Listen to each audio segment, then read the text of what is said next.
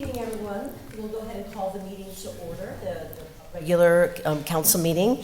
And we're going to go ahead and start with the invocation from Brian Walsh of St. Anthony's Church, and that'll be followed by the Pledge of Allegiance. And if you can stand if you're willing and able. Thank you. Mayor Fitzgibbons, City Councilmen, and all present here, let us pray. Almighty God, Father, Son, and Holy Spirit, we gather before you this evening as servants of the people of Casa Grande. In Psalm 127, your word declares, "Unless the Lord builds the house, they labor in vain who build it. Unless the Lord guards the city, the guard keeps watch in vain." We pray tonight that you guard this city and guard this council. We pray that you grant these elected servants the wisdom Solomon sought.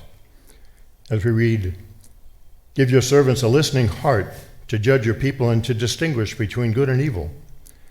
Holy Spirit, Spirit of truth, lead every deliberation tonight away from pride, fear, self-interest, and toward justice, mercy, and the dignity of every soul made in your image who calls Casa Grande home. As your word commands, defend the oppressed, take up the cause of the fatherless, plead the case of the widow. We pray that no family be forgotten, and may no neighbor be left behind. What a joy, what an unspeakable privilege to serve you and the people of this city. May each member of this council be reminded tonight that their service, done with integrity and love, is nothing less than holy. As your word reminds us, whatever you do, do from the heart, as for the Lord. And so with grateful and joyful hearts, we pray you bless Casa Grande, bless her people, and bless all who serve her tonight. In the name of the Father, and the Son, and the Holy Spirit, amen. Amen. Thank you. Please join me for the Pledge of Allegiance. I pledge allegiance to the flag of the United States of America and to the republic for which it stands, one nation, under God, indivisible, with liberty and justice for all. Thank you, Deacon Walsh, and thank you, Mayor Pro Tem Badillan. Next item on the agenda is roll call. Adriana, if you can please accept for the record that the council is all present. So noted. Thank you. And next are the minutes.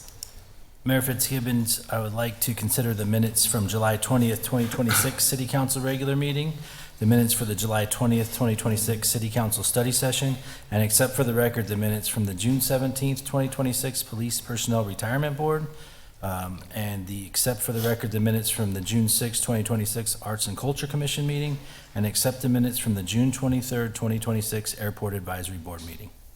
Second. Okay, there's been a motion and a second. Is there any further discussion? Okay, all those in favor, please signify by saying aye. Aye. Any opposed? Okay, motion carries. Next item is the approval of the claims. Mayor Fitzgibbons, I move that we consider the list of claims for July 15th through the 28th, 2026. Second. There's been a motion and a second. Is there any further discussion? Okay, all those in favor, please signify by saying aye. Aye. Any opposed? Okay, motion abstain. carries. Oh, okay. Did you get that, Adriana? Okay. That will carry. Next item is the meeting agenda approval. Are there any changes to the meeting agenda? Larry? Madam Mayor, I have just one change. We can remove item F1, the recognition of Rick Wilson, unless Rick is in the audience. I don't believe he's going to be. He had indicated that he had to, he can come to another meeting. We'll tie that with the recycling update that we'll be giving the mayor and council at that point. Great, thank you. Any other changes to the agenda?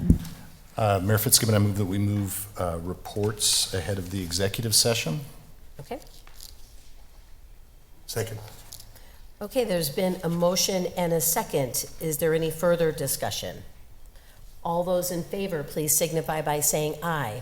Aye. Any opposed? Okay, motion carries. So no on the F1, we'll put that to the another meeting. So next on the agenda is the consent agenda. So all items listed with an asterisk are considered routine matters and will be enacted by one motion and one roll call vote of the council. There will be no separate discussion of these items unless a council member or member of the public so requests, in which event the item will be removed from the consent agenda and considered in its normal sequence of the agenda. Is there any item that anyone on the council would like to pull from the consent agenda? Any from the staff or from the public? Okay, so if we can get a motion. So move. Second. Okay, there's been a motion and a second. Any further discussion? So if we can get a roll call vote, please, Adriana. Councilmember Ramo? Yes. Councilmember Dugan? Yes. Councilmember Edwards? Yes. Councilmember Huddleston? Yes. Councilmember Herman? Yes. Mayor Pro Tem Budellen? Yes. Mayor Fitzgibbons? Yes. Motion carries. Thank you.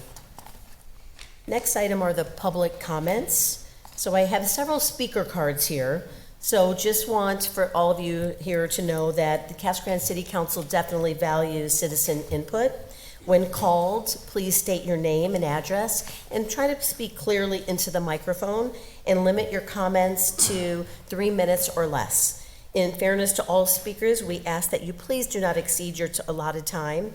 Please note that speakers who have submitted speaker cards for a specific agenda item will be called when the applicable agenda item is reached.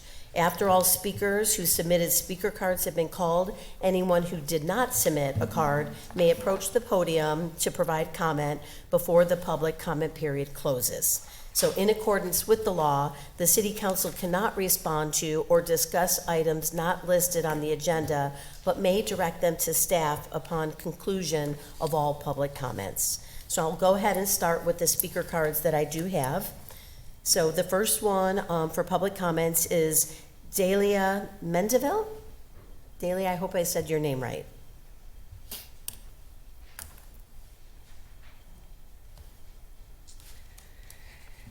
Hi there. Good evening. My name is Dalia Mendivil. I'm the mother of Emilio Guillén Mendivil, who is member of the Promote the Chance Young Chess team. I would like to offer my personal thanks to the Mayor, Mrs. Fitzgibbons, the City Council and all its members, Park and Recreation staff, Daniel Gallegos, Brando Washington, Seth Chanley, Samuel Mason, Mr. Rick, and Jacob, and all of the recreation staffers for the generous support and beginner and intermediate chess classes that they allow us to take place at the recreation center. These classes have added to the growth and development of my son in a tremendous way, as they have benefited the growth and the development of the 500 or so others who have taken the class. The benefits of these programs are many. Outside the piano playing, chess is one of the few activities that develops both sides of the brain. It also improves concentration and focus, offers an opportunity to solve complex problems, and help with decision making and learning consequences. In summary, this is a positive activity for the young of the city, fostered and supported by very positive forward-thinking administration, and as a mother and supporter of this program, I would like to thank you and wish everybody a continued success. Thank you so much. Thank you very much, Delia.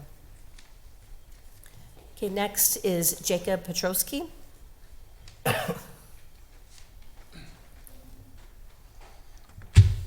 Jacob Petrowski, 194 South Lamador Trail. Good evening. Tonight you have a chance to show the country that Casa Grande supports public safety while still respecting everyone's privacy. We keep hearing that Flock is only a license plate reader, but we know that's not true. You got one pointed at the front door of the city hall. I don't remember my license plate being on my rear end, so I guess it's more than a license plate reader. Every detection creates a record where a vehicle was, when it was there. Put enough of those records together and the government, or Flock, can begin constructing or reconstructing a person's life, where they worship, where they receive medical care, whose home they visit, which political meetings they attend. And the public has spoken. 978 people have signed a petition. 876 identify themselves as residents. Nearly 97% of those answering the policy questions support removing flock. Hundreds more support warrants, limits on outside agency sharing, and penalties for misuse. These are not criminals. They're parents, workers, veterans, business owners, and taxpayers.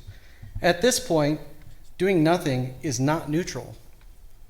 Silence is a decision. Delay is a decision. If nothing changes, the record will show that nearly 1,000 people spoke and this council did nothing. But you have another choice. You can lead the nation by showing that public safety and constitutional safeguards can exist together. Require a warrant, limit outside agency sharing, create independent oversight and real penalties for misuse. If those protections can't be removed or can't be guaranteed, remove the system. A warrant is not an obstacle to public safety. It's what separates a legitimate investigation from unchecked surveillance. You have a chance to show the public that you've heard them and respect their wishes. This is democracy working.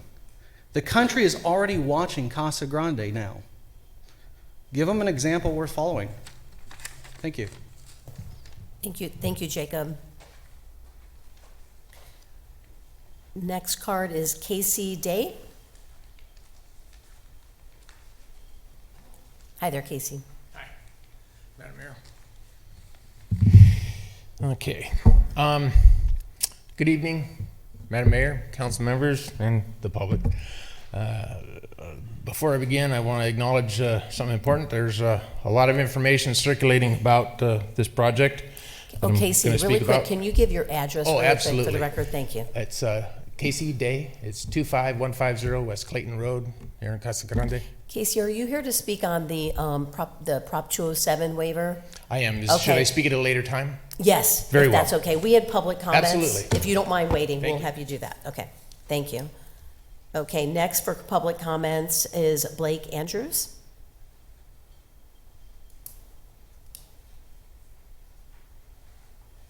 Hi there, Blake. Hi, how you doing today? My name's Blake Andrews. I live at 1367 East Kingman Place in Casa Grande. So I'm here to talk about HOA enforcement. I'm the former board president of G Diamond Ranch. I served 3 terms before I ended up leaving recently. One of the issues that have come to us is the enforcement of street parking on city streets. What I'm asking from the community, from you guys, is to make an ordinance where HOAs cannot enforce street parking on city-maintained streets. Casa Grande is a growing community with families, and we all know the economy the way it is, that family members, children that drive, young adults have to move back in with their parents. The houses that were built before 2006 or before 2012, a lot of them have 2-car garages with 2 extra spots in the front. It just doesn't accommodate growing families nowadays. So people have selected to safely park in the right direction on city streets that are in their community, in front of their house, in front of their property. And they're being harassed by the current, for my community, by the current HOA. These people, a lot of them came to me and said, I can barely afford to live the way I live right now, and now I'm gonna get undue fines. And they've been told at community meetings things like, well, sell your vehicle. If you don't have room for it, get rid of it. You can get a bicycle. You can walk to work. Your kids can just walk to work. It's not right.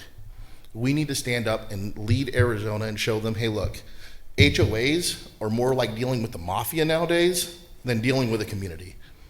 They sit here and they threaten things like, well, if you don't pay your fine, we could take your house. Because I want to park on a city street, you can take my house because I don't pay a fine. It's wrong. I think Casa Grande should lead the way and say, you know what, we're going to make a city ordinance that only affects the city streets that we pay our tax dollars to maintain. We already have a code enforcement that you can call if you think there's something wrong. We used to do it in my community. They would come out and they do a good job of checking it and making sure if it's legal or not. And if it's not, they have the vehicle removed or have the owner remove it. I don't see what's wrong with having our city control our city streets, not an HOA that doesn't know how to govern and uses it to personally attack certain residents by saying things like, we can take your home. It's not right. So all I'm asking from you guys, if you could consider putting it on an agenda to look at a city ordinance the HOAs on city streets that are maintained by this city, that they cannot enforce street parking. Thank you. Thank you, Blake.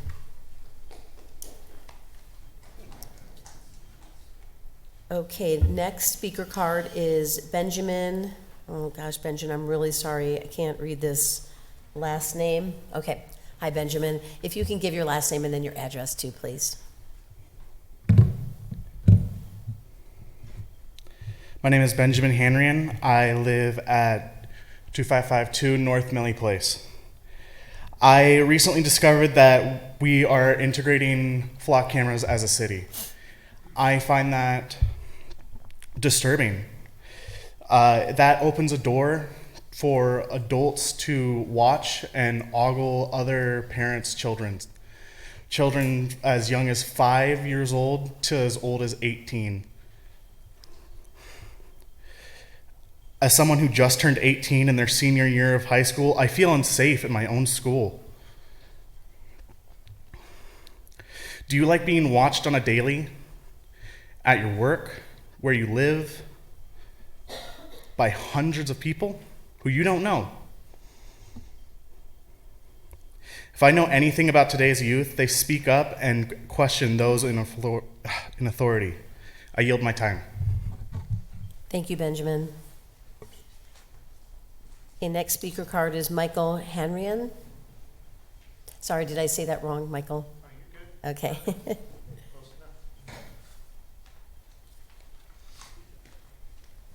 Michael Henry in 2552 North Millie Place.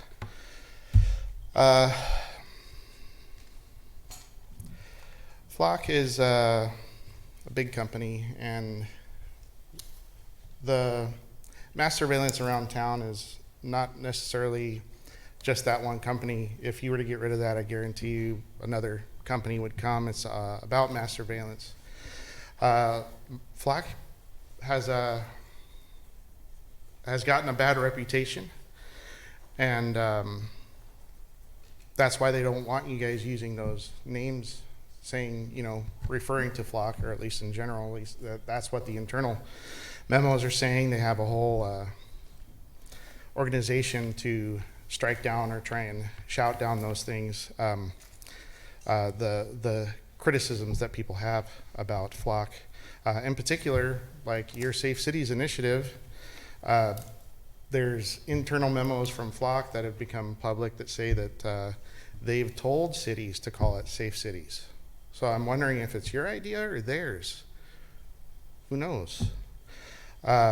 Supposedly a survey was gone around that the main thing that people were concerned about was safety. I wonder what the cameras are supposed to be fixing as far as that. And for the mass surveillance in our town, there's 200 plus cameras here, and it's really changed the way I live in this town. I don't really feel like I can drive anywhere. I've changed with the way I move around the town a lot. There's something called a cooling effect, if you're familiar with that, where you just choose to do different things or move differently because of, you know, adverse effects or things that you choose not to be a part of, like taking pictures of you everywhere you go. By and large, I don't spend a whole lot of money in Casa Grande anymore. I don't go to many restaurants anymore. Just in our drive to get here, which I normally don't drive towards city center here, I passed 21, maybe even more cameras just to get here. In the beginning of June, my family, we went to California. We spent 2 weeks there going up and down and looking at the national parks. I saw maybe that many, about 20 cameras in that entire time. Ooh, 20 seconds. Let me bring it back to maybe the safeness is maybe they're seeing these homeless on the streets. And maybe those homeless people, we can help put that $10 million that we have in line to better places, like to help Barbara with our homeless. Thank you, Michael. And then Benjamin, you had another card here. Did you fill out 2 cards, or no? Yes, it was a mistake. Okay, no problem. Okay, Barbara Sundust.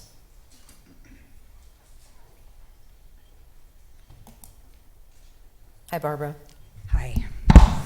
My name is Barbara Sundust, and I live at 1273 East Cordova Avenue. I have 3 things to say, so I'm going to have to really talk fast. Number 1, I was happy to see that they moved the cooling station from Lincola to the senior center. I went over there on Tuesday to see, and there were like 5 people, and they were comfortably sleeping, and they had their heads down, and they were resting.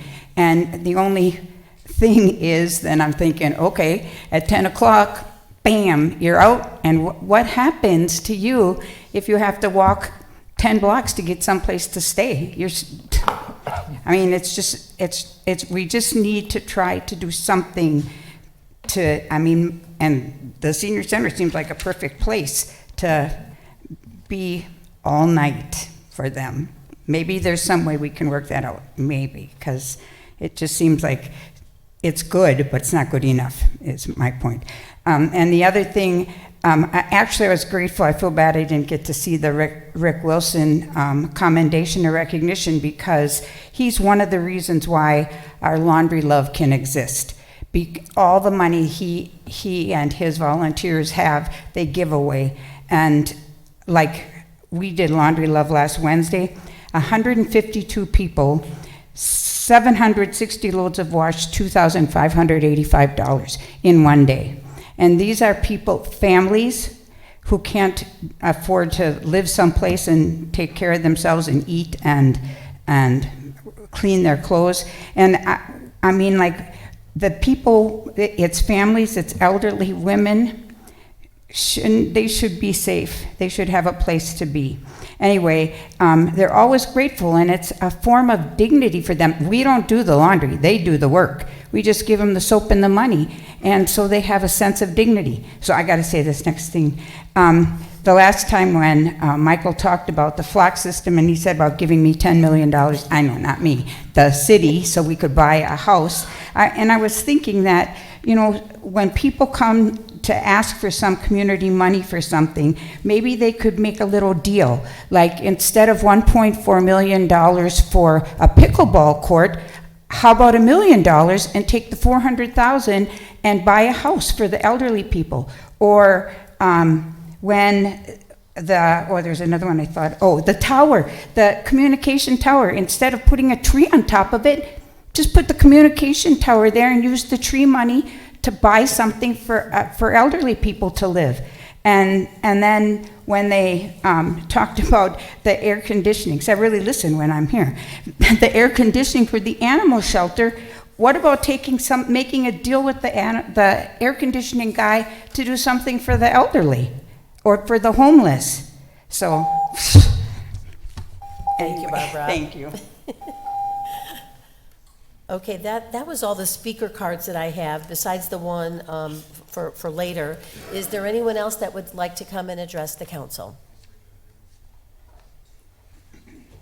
Hi there, if you can make sure you give your name and address. Good evening, Council. Thank you. My name is Nancy Wood, 513 Speckle Road, Casa Grande, Arizona. Just going to briefly say a couple of things that I have on my mind and things. With the heat that we have and everything this summer, it's been pretty tough.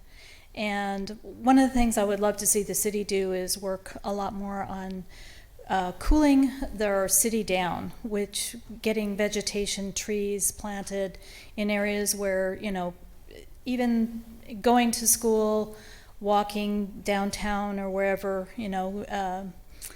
working toward providing safer, cooler areas for the city and the people in it. And this comes to also where we have all the new construction, such as the data centers. And these kind of environmental buildings create a lot of heat, infrastructure, cement. Just, it's going to increase and not be good for our environment. And the fact that these centers are storing our data, another thing is the flock cameras. Storing data takes up a lot of space with computers, electricity, water, and everything that we need, that our residents need to use for daily life. And storing a bunch of data where I go to the grocery store, where I go to my friend's house, or where I go to a neighbor's, or wherever. I mean, we don't need to store all this information for years to come and have everybody look at it and get access to it. And access can be from, you know, not just here in Casa Grande. It could be somebody in New York. It could be somebody in Florida. It could be somebody in India. It could be somebody in Japan. It could be wherever. When you put data and store it, it gets available to many more things than you want. So I'm really against the flock cameras in far as what they would create for our cities. And the buildings that they propose for the data center that's here tonight is, I know there are owls in the area. And I know they're on Clayton Road. They've been there. And the environment that a data center creates is not very environmentally friendly. And I think we need to think about how we do things. We do need the technology, and I'm not against it. It's how we use it. And let's not hurt everyone. Thank you. Thank you, Nancy. Is there anyone else? Sure, come on. If you can give your name and address, please.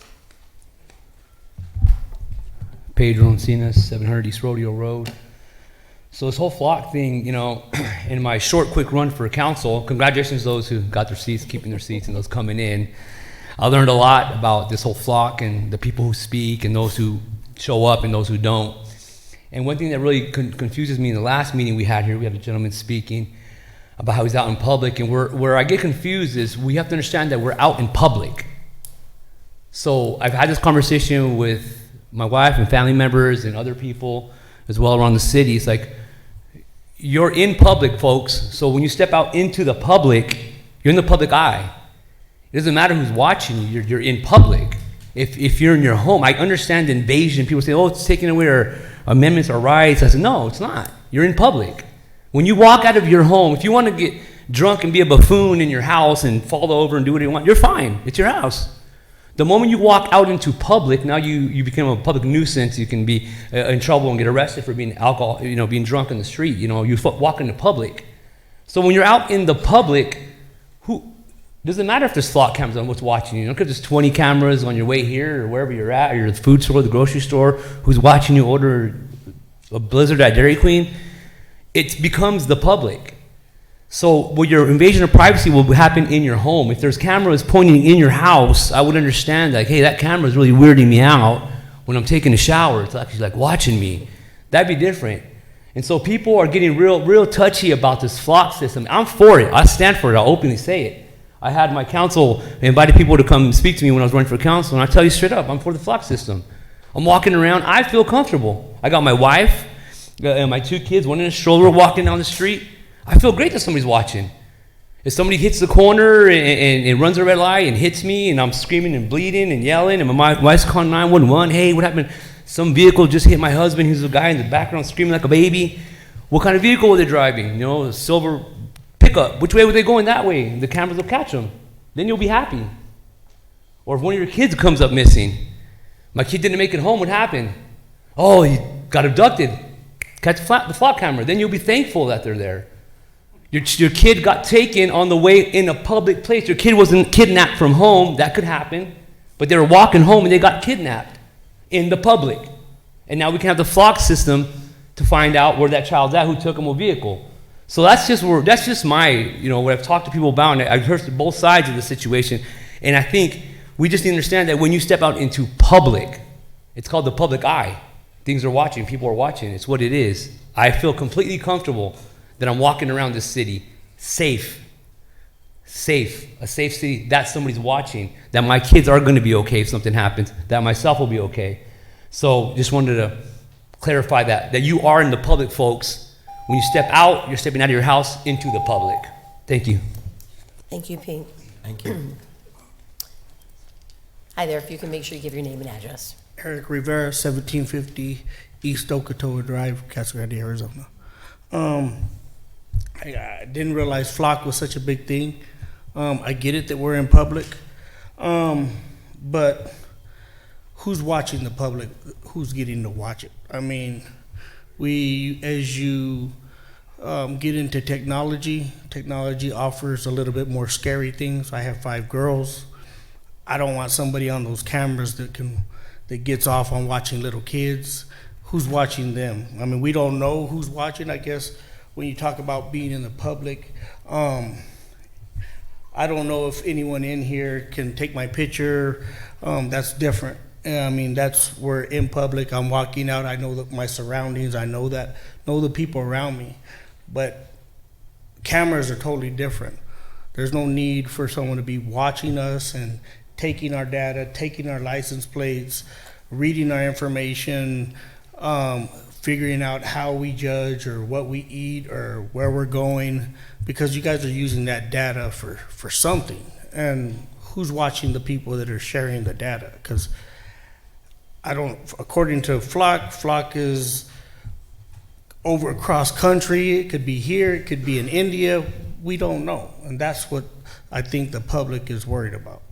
I think that's what's the concerning is we don't know.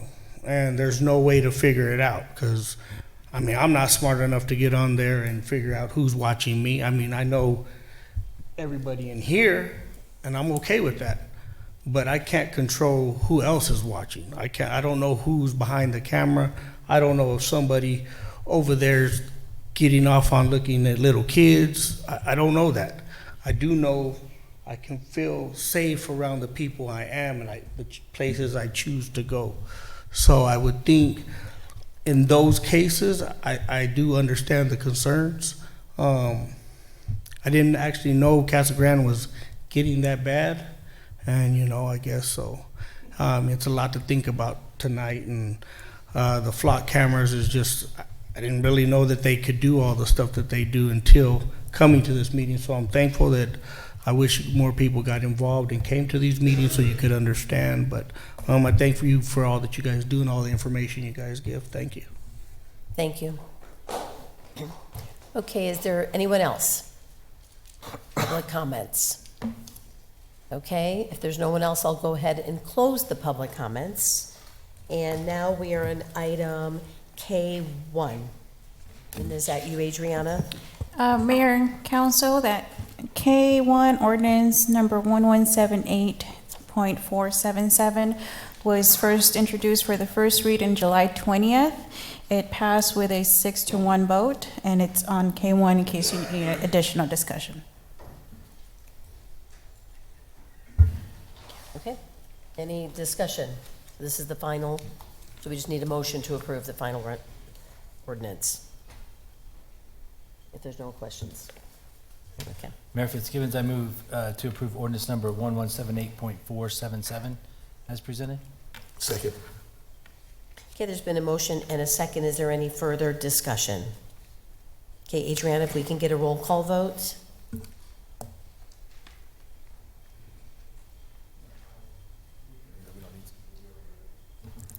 All right, Councilmember Romo? Yes. Councilmember Dugan? Yes. Councilmember Edwards? Yes. Councilmember Huddleston? Yes. Councilmember Herman? Yes. Mayor Pro Tem Dillon? No. Mayor Fitzgibbons? Yes. Motion carries 6-1. Thank you. Okay, next item, K2. Okay. Mary, hi. Hello. So tonight we're here to discuss the Proposition 202 funds for the Tohono O'odham Indian Nation applications. Under Proposition 202, Arizona tribes agreed to share a portion of their revenues with the state of Arizona. Of the revenue shared, 12% is made available to cities, towns, and counties for the purpose of benefiting the public through either the direct distribution to the local government or in the form of a deposit to the State of Arizona Commerce and Economic Development Commission Local Community Fund. On May 6, 2026, the Tohono O'odham Nation announced they were seeking requests for funding proposals from the Arizona cities, towns, counties, and nonprofit organizations. Applications had to be submitted by June 9, 2026. As part of the requirement, non-governmental agencies had to identify a municipality that agrees to accept the grant funding from the Tohono O'odham Nation on the organization's behalf if the award is made. Due to the limited time between the RFP announcement and the application deadline, there was insufficient time to present the request to Mayor and City Council before applications were due. Applicants were advised that their request for the City of Casa Grande to serve as their pass-through agency would be presented to the Mayor and City Council for approval following the application deadline. The city received 10 applications from nonprofit organizations. 7 applicants have an established presence in Casa Grande and provide direct services to Casa Grande residents. 3 applicants are requesting the City of Casa Grande to serve as the pass-through agency for the first time. These organizations primarily provide services countywide or statewide. Because the city does not have a formal policy or evaluation process for supporting pass-through applications from organizations whose services extend beyond Casa Grande, staff is requesting that the City Council consider this distinction when evaluating and selecting applicants for submission. If council chooses not to support a particular application, the applicant will have time to seek sponsorship from another eligible municipality to serve as their pass-through agency. So the applications that have been submitted to us are the City of Casa Grande. We did a hotel-based housing for individuals experiencing homelessness. City of Casa Grande Emergency Housing Repair and Accessibility Assistance Program. Casa Grande Police Department for Canine Training Area Turf Conversion Project. The Casa Grande Police Department for City Council Chamber Hardening Project. City of Casa Grande Arts and Culture for mini grants. Casa Grande Public Safety Foundation for the Back to School Shop with a Cop. Against Abuse for transitional living safety improvements. The Art Mobile Arizona for Mobile Art Access Vehicle Replacement Project. Canary for Spotlight Children or Program. Legion Lex Institute for Criminal Case Readiness and Courtroom Testimony Certification Program. Pinal Alliance for Economic Growth, Achieve Pinal Experience for the ARP Experience. Seeds of Hope for the Hot Lunch Program. St. Anthony's of Padua Catholic Church for Baptismal Font. United Way of Pinal County for Reading by Third Grade Initiative. The United States Navy, SCC, Black Eagle Squadron for Sea Cadet Program. And out of those, like we mentioned before, 3 of them do not have an established presence in Casa Grande, but it's up to you to decide if you want to support them. Okay, thank you, Marion. And I was actually surprised that there were 3 on here that weren't Casa Grande-based organizations. It seems as though I've been on the council for a long time, and I don't remember receiving, especially startup-type organizations. So I can see if there was history and if there was data to show how many Casa Grande citizens, but it seems as though these are newer. Is that right? Yes, yeah, they've not applied through us before. So I know, of course I met with the Tohono O'odham, representatives, and I'm extremely grateful for what they do for our community, and same with Gila River. We've talked to both of them and appreciate what they do for our city. And so my concern is that when we have competing grants on here, it concerns me that there's so many organizations that have strong presence, and they make a huge impact for the residents of the city. So I'm concerned about that. I guess maybe because we didn't have a policy in the past, I can understand why you brought it, but it does concern me. And I do know other cities don't service pass-through for that reason. There's so much competing, there's so much need out there. And so I just think it's important that we support and do whatever we can for those that are making an impact for our residents. And especially for these startup organizations, if they can show data that proves what the percentages may be in the future, but that's up to the council if we want to do a policy, and evaluate them on a case by case or whatever. But I personally am comfortable supporting the Casa Grande organizations. That's me. Which ones are not? I know 2 of. I know the Canary. Oh, there they are. Because I do want to say that the Sea Cadet program has an active presence here in Casa Grande.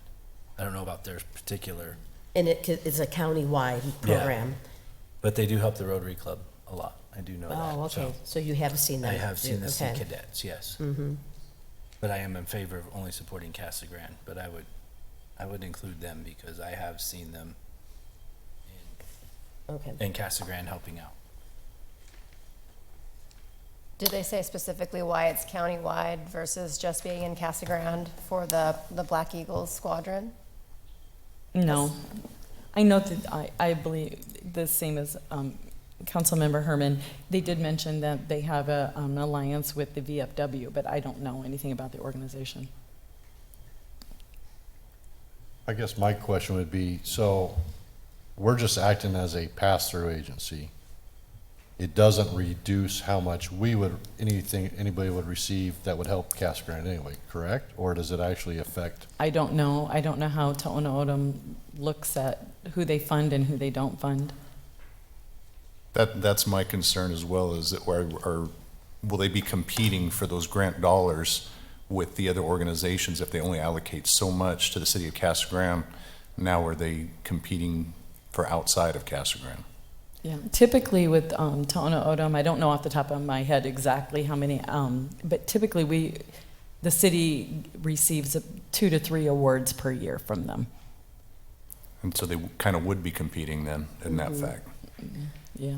I think also the time and energy that you have to put into it, in addition to what you already do for just the people in Casa Grande, I think that's a lot to ask of you guys as well, to serve as that pass-through, because there's work on your part, on our part involved with that, correct? There is.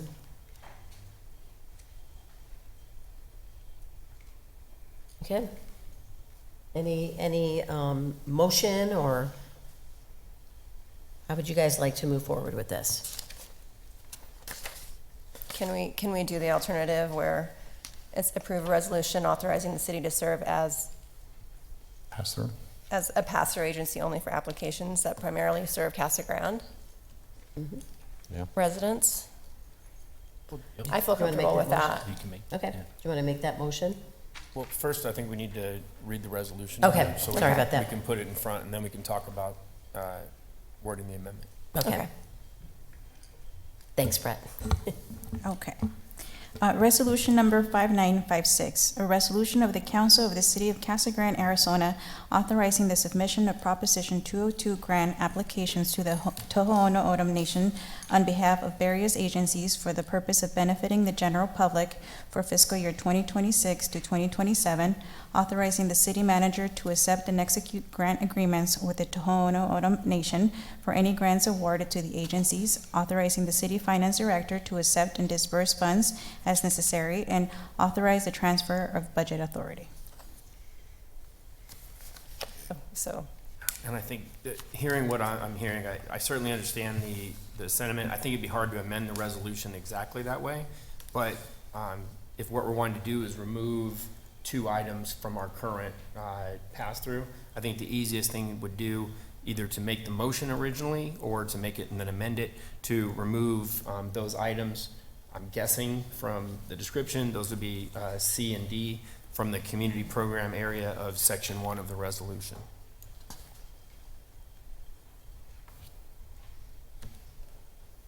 Remove C and D. Yeah, we don't have that. Where's C and D? Where I'm looking. In section 1 of the resolution and community Oh, programs, in the you'll see that resolution. each Got it. entity has, yeah, Okay. because we're working on the resolution right Okay, now. got so, it. We're working on the So resolution. each one of those has it.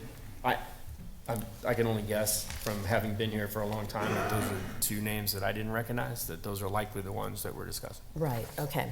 So did you get that, Becca? On the resolution So itself, move to in C and D? approve- Of the Okay. community programs okay. section. So I move to approve resolution number 5956, except for C and D. Of the community Of- program section. Of the community programs. Second. Okay. Good job. Okay. Okay, there's been a motion and a second. Is there any further discussion? Okay, if we can get a roll call vote, please? Councilmember Ramo? Yes. Councilmember Dugan? Yes. Councilmember Edwards? Yes. Councilmember Huddleston? Yes. Councilmember Herman? Yes. Mayor Pro Tem B. Dillon? Yes. Mayor Fitzgibbons? Yes. Motion carries. Thank you. Okay, item K3, Adriana.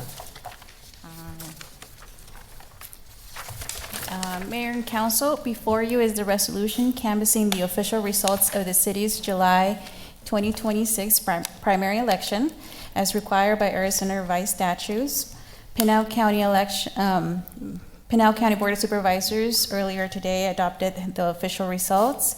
The attached certificate of condensed results reflects the final election results in accordance with Arizona law and city ordinance number 3059. Candidates receiving the required majority of votes cast for the respective office are declared elected at the primary election. The official results reflect the re-election of Lisa Navarro Fitzgibbons as mayor. Council members Anthony Edwards and Matt Herman were each re-elected to another term of the city council, and Billy Davis was elected to fill the third council seat. The elected officials will be sworn into office on the first meeting in December, which is December 7, 2026. Because the mayor's office and all three council seats were decided at the primary election, the city will not hold a general election for those offices this November. Staff recommends adoption of the resolution canvassing the election and approving the certificate of results. Okay. Any questions? Congratulations. All right. Well, congratulations, everyone. And welcome to Billy and Bob. We're going to miss you, but you still have a few more months with us. A little bit. So we're going to work you hard while you're here. Okay. So, okay, so if we can get a resolution number, please. Okay. Resolution number 5959, a resolution of the mayor and council of the city of Casa Grande, Arizona, declaring and adopting the results of the primary election held on July 21st, 2026. Mayor Fitzgibbons, I move to approve resolution number 5959 as presented. Second. Okay, there's been a couple motions and a couple seconds, but if we can get a roll call vote, please. Councilmember Romo? Yes. Councilmember Dugan? Yes. Councilmember Edwards? Yes. Councilmember Hiddleston? Yes. Councilmember Herman? Yes. Mayor Pro Tem Dillon? Yes. Mayor Fitzgibbons? Yes. Motion carries. Thank you, Adriana. Okay, next item, K4, and is that you, Rob? All right. Good evening, Mayor and Council. As you all know, the city is planning on holding a charter amendment election in May 2027. And prior to charter elections in charter cities, often a charter committee is formed. And the purpose for that charter committee is to review the charter, to take a look, and to also provide more community input and support and guidance, because ultimately, in order for a charter amendment to be approved, it has to receive a majority vote from the voters. And so these committees review the charters, make recommendations to the mayor and council for the mayor and council to consider. Ultimately, the decision of what to put on the ballot is the mayor and council's decision. And the city previously held a charter amendment election back in 2022. It was a very hot election. There was a lot of stuff that got voted down all over the state. And of all the different amendments that were put on the ballot, only one to put term limits on council members was approved in that election. However, the proposed amendments are still, from that election in 2022, are still relevant today. And that's the primary driver for holding an additional charter amendment election next year. And so the proposed charter committee, that part of this resolution, will be made up of 7 members that will review the charter, will make recommendations for what to include on the ballot. They'll meet regularly for what's anticipated to be approximately 4 to 6 weeks, or until consensus can come. And then at that point, the plan is to have the chair of that committee present the recommendations to the mayor and council for your consideration. And with that, I'm happy to answer any questions. Okay, any questions? And I know the council has submitted some names. We were finalizing the names and getting confirmation, so you'll be getting that out to the council soon? Correct. So the names have been finalized. Okay. It's the list we put together. And so we've reached out to all the members, and they've started to send their availability in. So we're working to finalize that first meeting date with them. Okay, great. Okay, thank you, Rob. Any other questions, comments? Okay, thank you. If we can get a resolution number, please. Resolution number 5958, a resolution of the Council of the City of Casa Grande, Arizona, creating the City Charter Review Committee for the May 2027 special election and authorizing the appointment of committee members by the mayor. Mayor Fitzgibbons, I move to approve resolution number 5958 as presented. Second? Okay, there's been a motion and a second. Is there any further discussion? Adriana, if we can get a roll call vote, please. Councilmember Romo? Yes. Councilmember Dugan? Yes. Councilmember Edwards? Yes. Councilmember Huddleston? Yes. Councilmember Herman? Yes. Mayor Pro Tem Dillon? Yes. Mayor Fitzgibbons? Yes. Motion carries. Great, thank you. Okay, item K5, and that's you, Larry. Thank you, Madam Mayor, members of the council. As Stephen's pulling up the PowerPoint presentation that I'll be using tonight, I thought I would just make a couple of comments related to this topic. Obviously, this is a continuation of the July 20th council study session related to a Proposition 207 Private Property Rights Protection Act claim that's been filed with the city. I ultimately have a number of pages that I'm going to be going through, but because of the complexity, Mayor, I will be at least trying to establish a format by which staff will give a presentation. We have property owners that would like to present as well to the mayor and council. And but I think ultimately, first and foremost, I want to thank Jody and the dispatch team for the stories that they've run. I think they've been very accurate on the information that that's brought before us today. This particular topic is a bit complex, and so please bear with me, but if you have questions along the way, don't hesitate to ask. The item before the mayor and council is a resolution considering a binding waiver of enforcement with binding operational restrictions pursuant to the Private Property Rights Protection Act to resolve a Proposition 207 claim arising from the city's adoption of a zoning ordinance requiring a conditional use permit for data center development. This item is not a zoning case or a hearing, and so ultimately I'm wanting to stress that simply so that everybody has the context of it. If the proposed resolution is supported this evening, it would remove the requirement for the property owner to obtain a conditional use permit by following the stipulations outlined in the proposed binding waiver with binding operational restrictions. And when development of a data center, if and when a development of a data center on this property transpires. The waiver is only valid if the owner complies with the conditions and requirements included in this waiver. I want to stress this tonight is a land use. It's not again, not a zoning case. The waiver applies only to the conditional use permit requirement for the data center on this property. There's several properties that's embedded within this particular location. I'll show a map to the mayor and council here in a bit. It does not change or waive any of the city's zoning regulations, land use laws, or other applicable city requirements. And I know, Mayor, you had mentioned that you've got some cards for speakers this evening. There may be others. I know that we've indicated that at the mayor's discretion, the public will be allowed the opportunity to comment following the presentation by staff and property owners. I guess just to set a bit of the decorum for this evening, the city recognizes that the item before the council is of significant interest to members of our community and that individuals may hold differing opinions. We appreciate everyone who has taken the time to attend and participate in this process. We respectfully ask that all comments be directed to council and myself, remain focused on the agenda item, and be delivered in a respectful and courteous manner. And this group has already appeared to be in line, but we discourage personal attacks, applause demonstration, or other actions that would disrupt this meeting and prevent others from speaking during this session.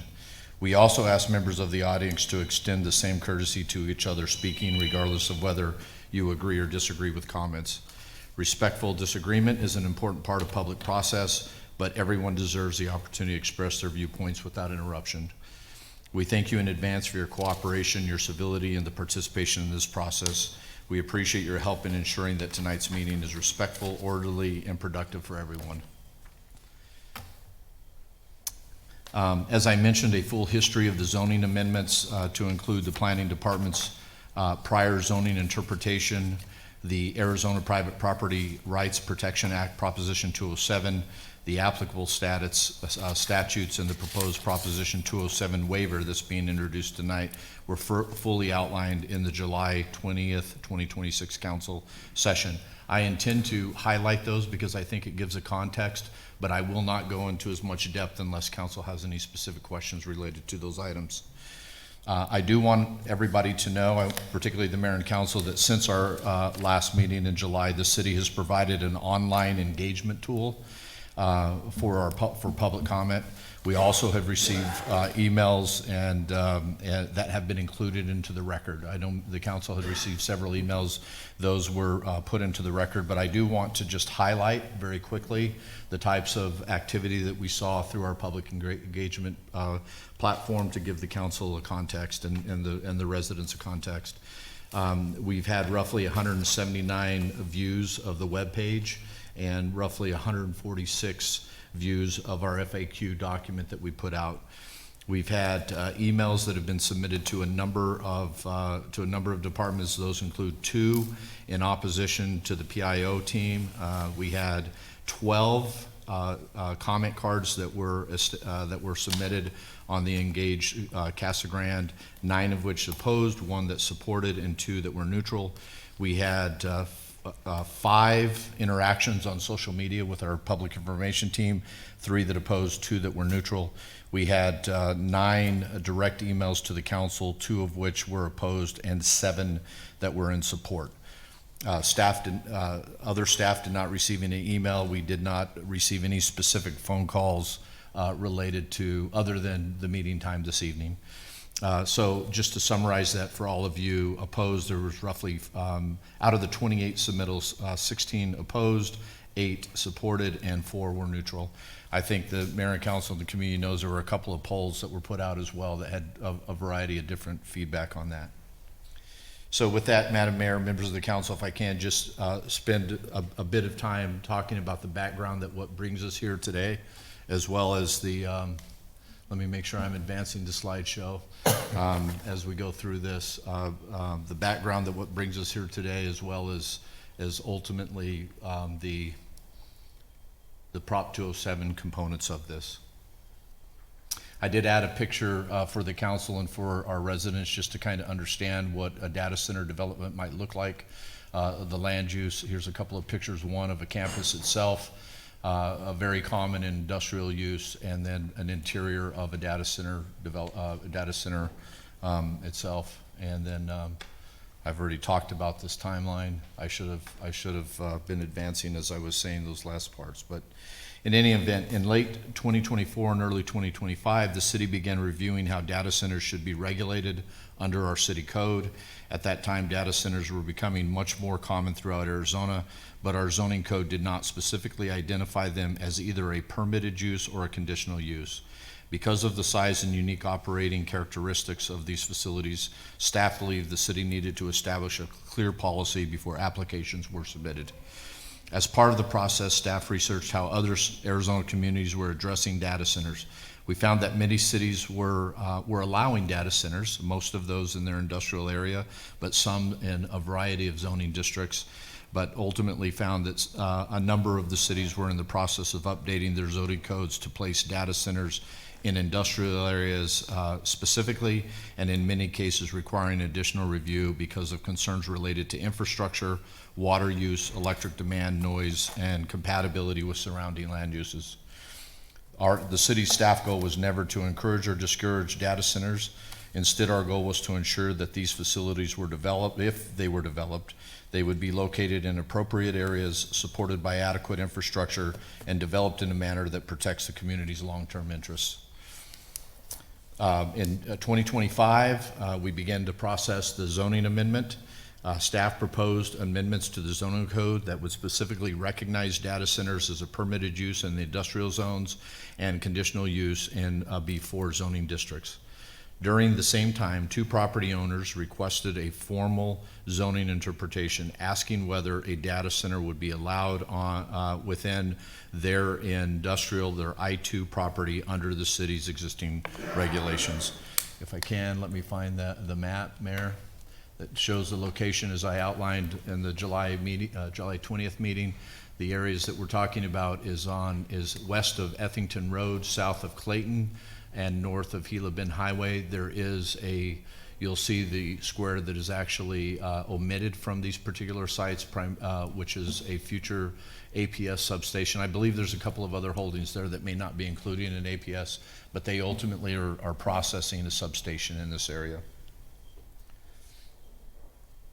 After reviewing the request, the planning director determined that because of the zoning code did not specifically address data centers, the proposed use was most similar to a warehouse and therefore could be considered a permitted use under the existing I-2 zoning district. The interpretation also noted that staff was already preparing zoning amendments that would specifically address data centers and would be presented through the process to the Planning and Zoning Commission and Mayor and Council later that year. The proposed zoning amendments were then reviewed by the Planning and Zoning Commission, which unanimously approved recommendation to the Mayor and Council. When these amendments reached the floor of the City Council in September of 2025, the Council modified staff's recommendation. Rather than allowing data centers as a permitted use in an industrial zone districts, the Council required that future data centers obtain a conditional use permit. Obviously, there was some discussion at that time. I'm sure many of you recall that. The purpose of this change was to provide additional public review and to allow the city to evaluate issues such as water usage, electrical demand, power generation, and noise on a project-by-project basis. The ordinance establishing that requirement was adopted in October of 6th of 2025. I'll move now, Madam Mayor, to the Proposition 207 claim. Several months later, the property owners filed a notice of claim under Proposition 207. Proposition 207 is an Arizona law approved by voters in 2006. 2006. It allows a property owner to seek compensation if a land use regulation reduces the value or use of private property. The property owners argued that the planning director's earlier interpretation allowed a data center as a permitted use, and that changing the zoning code to require conditional use permit reduced the value of the property. The claim requests approximately $70 million for each property owner. As you saw, there were 2 holdings, a variety of parcels that were included in each of those holdings, totaling approximately $140 million in compensation. Alternatively, a waiver, they requested that a waiver from the conditional use permit requirement for the specific property be considered as part of that claim. Under Arizona Private Property Rights Protection Act, Prop 207, property owners may be entitled to compensation if a new land use law restricts a use that was previously allowed on their property and, as a result, reduces the property's fair market value. Simply put, Proposition 207 is designed to protect property owners when a government land use decision limits how their property can be used or developed in any way that diminishes the value.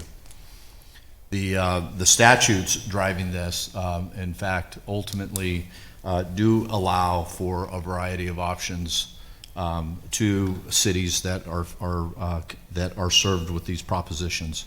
Under Proposition 207, the city has 4 options. We could repeal the zoning regulation that the mayor and council had approved in October.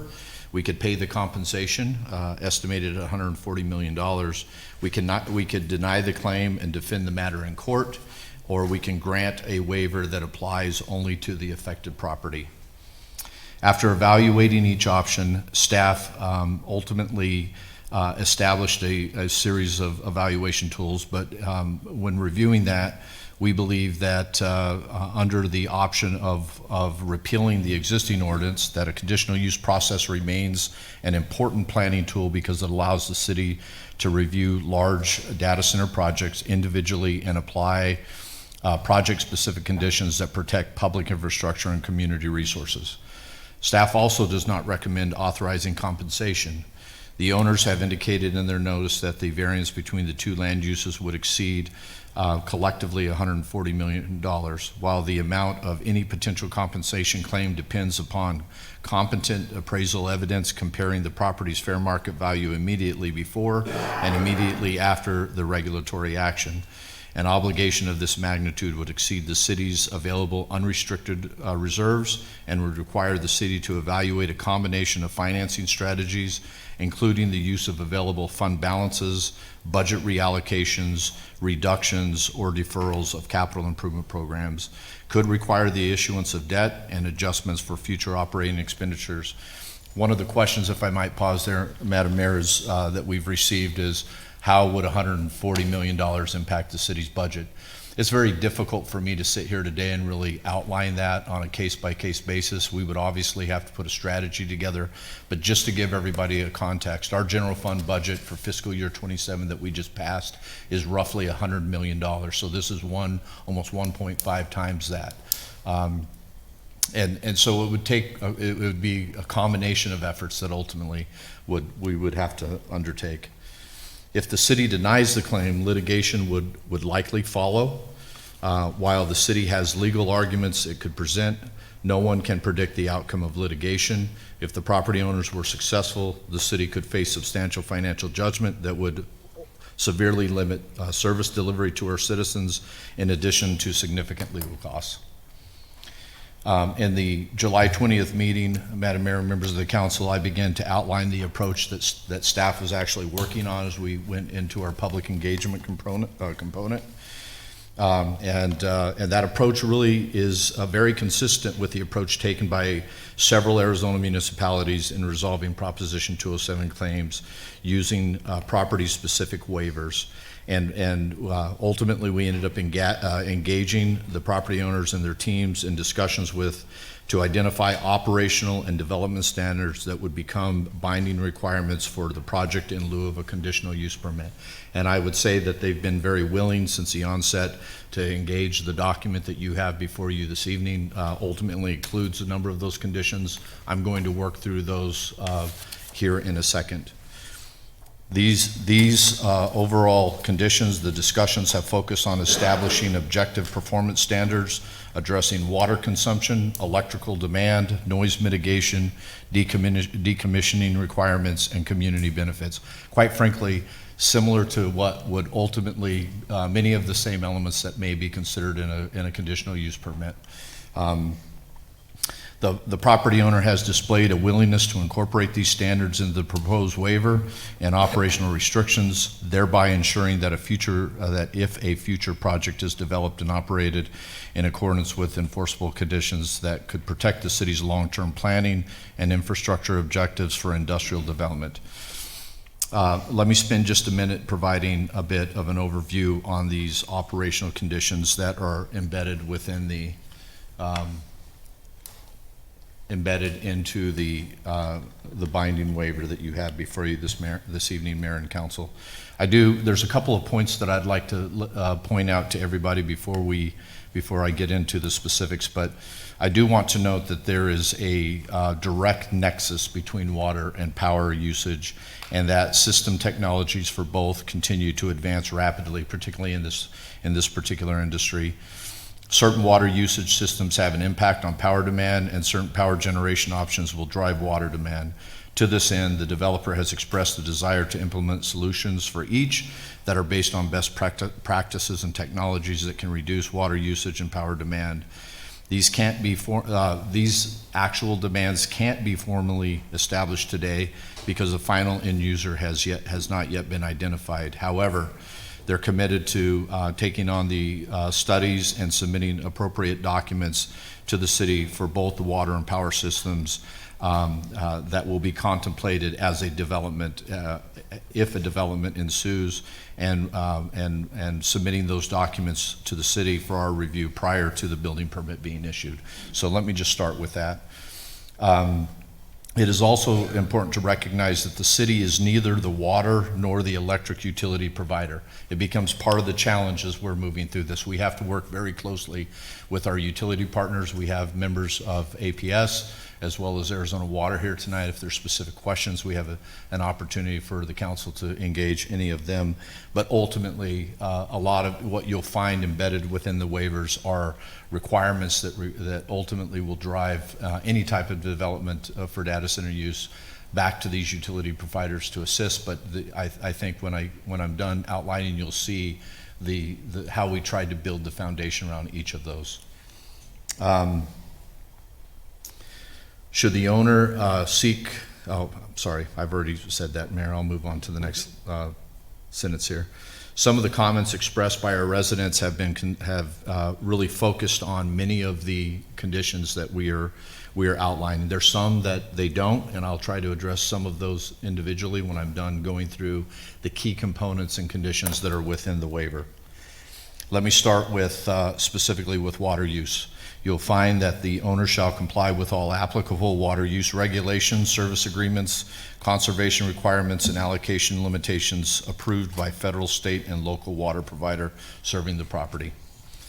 The second component of that is that prior to the issuance of a building permit for any data center structure, the owner shall submit to the planning director a cooling technology disclosure identifying the proposed primary cooling method and provide an estimated water demand for the applicable phase. The next component, the owner shall not use once-through cooling systems and shall limit water demand for any data center and on-power uses to an aggregate of 800 acre-feet per year of potable water. I do want to pause there because I know that number sounds really high in the context of just the typical water usage. The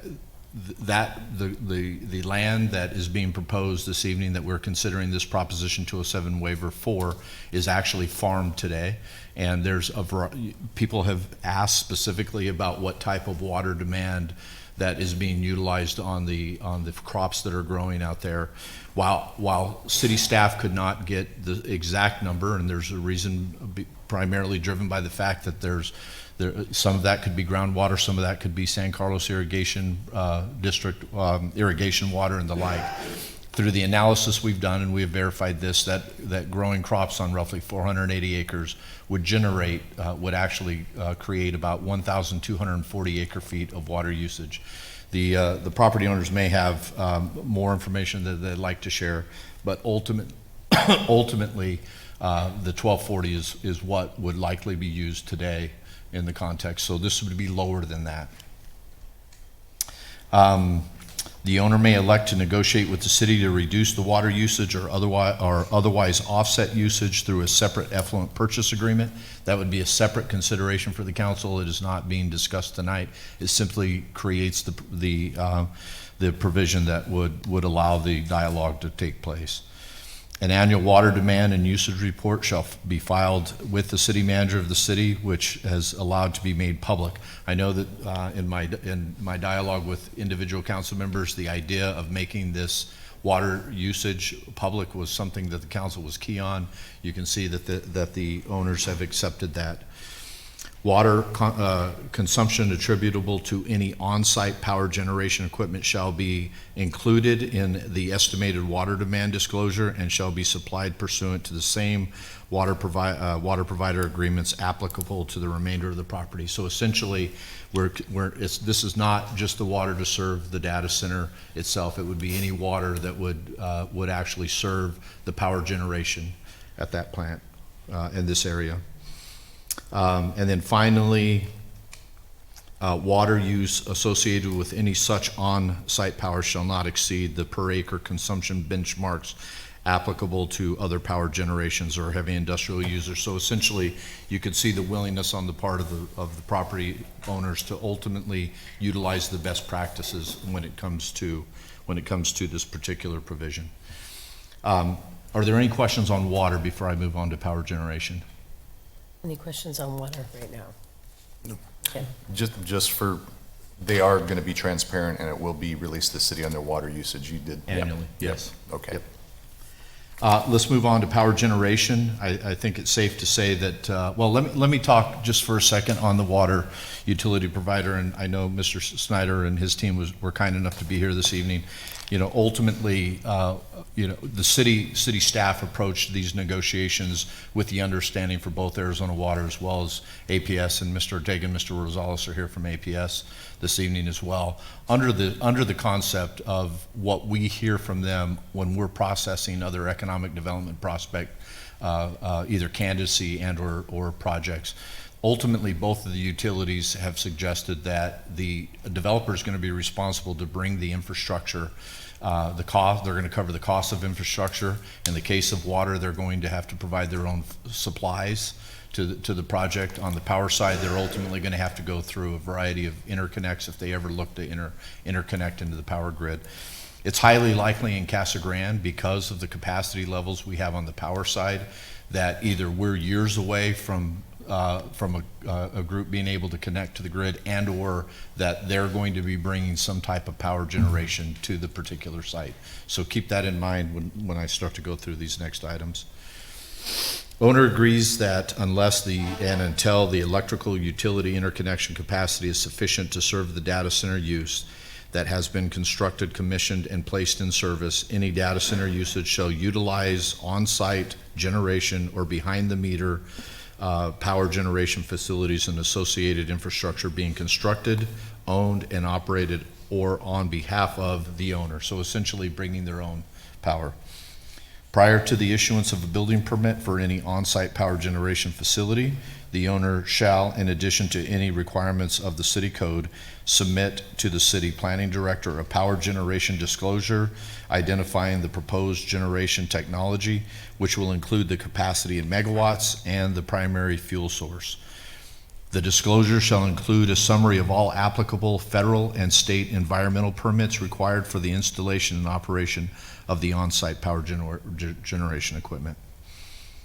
All on-site power shall meet or exceed emission standards for non-attainment zones and shall comply with the I-2 zoning standards and will be subject to all applicable laws, including the zoning and permitting laws of the city of Casa Grande. In the event the owner pursues interconnection with the utility provider's transmission or distribution system, owner shall bear all costs associated with such interconnections, including studies, transmission upgrades, substation or switchyard construction or modification, and distribution system improvements. So ultimately, we're driving the standard that they're going to pay their way on both water and power at this point. Any on-site generation facility shall comply with all applicable requirements of the Arizona Department of Environmental Quality, the U.S. Environmental Protection Agency, and the Federal Energy Regulation Commission, as well as the Arizona Corporation Commission. Any questions on the power generation conditions? We might have some after, I think. No, that's right? fine. Okay. Yeah. And at And you that may have point- some directed at the well, and individual city. that's Yeah. what I was going to ask you. Do we want to ask those questions now to the water provider and the power, or should we just wait till the end? Well, I'm going to probably? move to noise mitigation now. Okay, So we'll wait till the end. You think? You want to Yeah. ask now? It might be easier to Yeah, ask let's while just- we're discussing. let's just Okay, do it now. so Right. let's pause here, because Okay. then we can kind of clear it. Yes. But let's first go back to the water really quick. Yes. You know, if there's any questions from the council right now when it comes to water. Any questions from, the only question that I have is, we seem to get this all the time, and I know all over the country, is the, where we are with water, and is our rates gonna go up because they're going to take the water? And we get it all the time. And the same question is gonna come to the power company, Right. because that's what we get, that our rates are gonna go up because the data centers take so much water. So, can someone clarify that and explain to the public how that works and how it would affect them? Fred, thank you for Thank you, Fred. participating. Fred, if you can introduce yourself to everyone too. Mayor Fitzgibbons, council members, I'm Fred Schneider. I'm president of Arizona Water Company. So to answer the question, our philosophy when we have new projects come in is development pays for development. So if there's a water supply needed, like a couple wells, they would fund the infrastructure and construction of those wells. If there are water mains needed, we would have them fund those water mains. So for the most part, And then when that customer then signs up, be it a commercial, industrial, they would then pay our standard tariff rate, which is the same as, the same customer would in a existing place as this proposed use. So for the most part, the added additional customers fund their own infrastructure, so there really is no increased costs per se, because they'd be paying that infrastructure and then paying for the cost of service, which is represented in their fees they pay for both the base fee of the meter and then the tiered usage of water. Okay. And Fred, we also, the question that's come to me is that you guys are going to through a rate increase, and so people think that might correlate with, what's going on with data centers or other development. Is that, can you answer that question? Yeah, that's a great question, Madam Mayor. So we are in the process of a rate review by the Corporation Commission right now. I think we haven't been in for a rate review in 6 or 7 years. I think 2019 was the evaluation year of our rates, so they're far old compared to the cost increases we see today. That process won't be concluded until early next year, but our rates are set on both the cost of providing the service, our labor, our trucks, our fuels, power costs, but then the infrastructure that we have funded. So if a developer funds an infrastructure for a pipeline or a well, we do not earn on that at all. We only earn on our investments to the extent that we drill wells or replace wells, replace well pumps. That's what we earn on. So we don't get any dollars to build things going forward. We only get recovery of costs of things we've already built. Okay. Thank you, Fred. Any other questions? Matt? Yeah, I just wanted, one of my things was there's been claims online about how much data centers use, and one that said 55 million gallons a day. And that's about 168 acre feet. And so with this agreement, there's no possible way, because we're capped at 800 acre feet, right? And you guys have a meter, not like the one on my house, but probably a lot larger, but the same principle, right? The exact same So you guys send them a bill every month to use this much water, and hey, you can only use this much water at the most, you're capped. And if you go over that, there's consequences, including that goes through the city where it gets complicated because we work together, but we're not the same entity. So maybe you could visit that a little bit. It is a little more complex since it's a city provision, but we have other entities that have similar provisions that we have put on them where they have come in and said, hey, we're going to use this much water, and we put in the agreement that they are capped at that volume of water on an annual basis. And then if they were to go over slightly, we would notify them so they could take measures to get their usage back in check. And in the event that they continue to have that usage, we would have a mechanism by which we either would turn them off or throttle their water supply back, or they would have to fund additional infrastructure for us to be able to meet that demand so that their current customers aren't funding that project, they're funding their own water demands. Right. Okay. But we are capping it in this agreement at a certain. Yes. So from our standpoint, we would just need to work with the city as we always do, and how do we incorporate that into our provision for service for them, so we would have that hammer with them to make sure that they comply. Okay. But we do that with a few other users, so it's not totally uncommon. Right. Okay. Thank you. Any other questions for Fred at this point? Okay, Fred, I think we're good for now. I was just going to say, sure. just for clarification, so it's capped at about 33% less than what the current usage is. You're going to monitor that, and it's not raising rates on any of our citizens. No, that's not how that works. Thank you. Thank you for that clarification. Okay, thank you. Thank you. We might have more questions, but okay, Yeah. so let's go Thanks, Fred. to the power. Now, we have a couple people here from APS, so is there any questions for our APS crew? No questions? Well, no, Oh, sure, rates, go ahead. I think it would be the same as with, Yeah, with the water, rates, the we're hearing rates. that too. Mhm. If you can introduce yourself, Richard. Yes, Madam Mayor. Richard Rosales, Public Affairs with APS. Also, Danny Ortega's here with me in case any of the technical questions come up. But in terms of rates, so the question is, will the data center increase rates for the rest of our customers? So APS was proactive. In 2017, we implemented a high load factor rate, which means data centers. High load factor meaning that customers will ramp up to peak demand and just stay there for 24/7. So manufacturing like Lucid or others, Frito-Lay, they go up and down, right? There's a cycle that they do with each shift, whereas data centers actually are high load factor. So whenever I refer to high load factor rates, it means data centers. So we implemented the rates in 2017 to for the high load factors in order to not shift costs onto the regular ratepayers. Now, that was a while back. In last year, 2025, data centers only comprised about 5% of our peak demand. And by the way, we set a new peak demand yesterday, 9,100 megawatts, and we we had plenty of capacity, so we're not causing any issues with the extra capacity. We're doing a very good job in keeping the lights on, especially during these hot days of summer.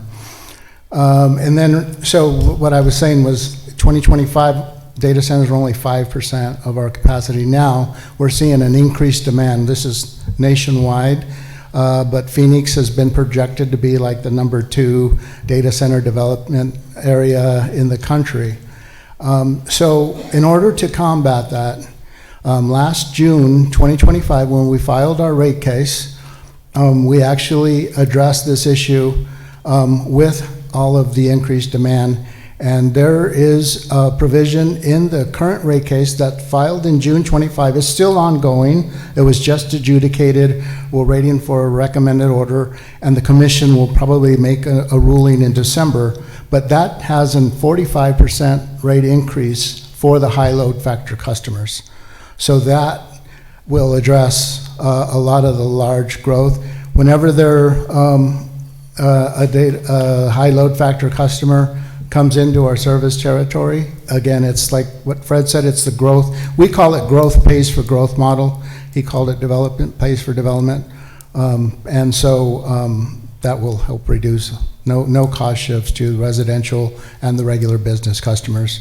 We also have a strategy in place where we're not serving new high load factor data center capacity until we have plenty of extra capacity, which is far down the line. So we're not going to be risking the reliability of our current customer base and for business or residential to serve data centers. So whenever they come and we have a request and they give us the megawatts that they need, they go into a queue. At the end of each year from our resource planning, whatever we have left over, we would offer it to the next person in line. So it'll be years before we get through this queue. We currently have like 20,000 megawatts in the queue of requested to serve. Okay, thank you, Richard. So you won't be connecting to any data center in Casa Grande anytime soon. Yeah, we have a lot of requests in the queue. So depends on if the developer has already implemented that request. We sign non-disclosure agreements, but if the developer wishes to address that question, they can answer that for you of where they're at. But okay. Yeah. So they'll have Thank to you. bring their own power then, Yeah. not rely on APS. Yeah. That's an option, yes, that they have. Yes, okay. Okay. Okay, any other questions for APS? Okay, thank you, Richard. I think we're good for now. Okay, Larry, so I guess you can go on to the noise. To noise mitigation, yes, Mayor, and obviously there were some comments that were made specifically about noise mitigation, and certainly there are some adjacent areas related to residential that has residential in the county, in county areas here, but ultimately prior to the issuance of a building permit for any data center or on-site power generation facility, the owner shall commission and submit to the city a noise impact study prepared by a licensed acoustical engineer. The study shall identify ambient noise levels at all adjacent property lines, modeled projected operational noise levels at from all material noise generating equipment, and specify design measures to ensure compliance. One of the things that we have learned is that many of these data centers, as they're moving forward, these projects, they ultimately are beginning some level of strategic design that really assists with the noise mitigation. The campus shall be designed and constructed so that the noise generated by the data center on-site power generation and electrical infrastructure does not exceed 60 dBA between the hours of 8 a.m. and 9 p.m. and 55 dPA between the hours of 9 p.m. and 8 a.m. Within 90 days after a phase becomes operational, the owner shall commission a post-construction noise measurement study prepared by an acoustical engineer. So ultimately, there's a tracking of this as time goes on, as development occurs.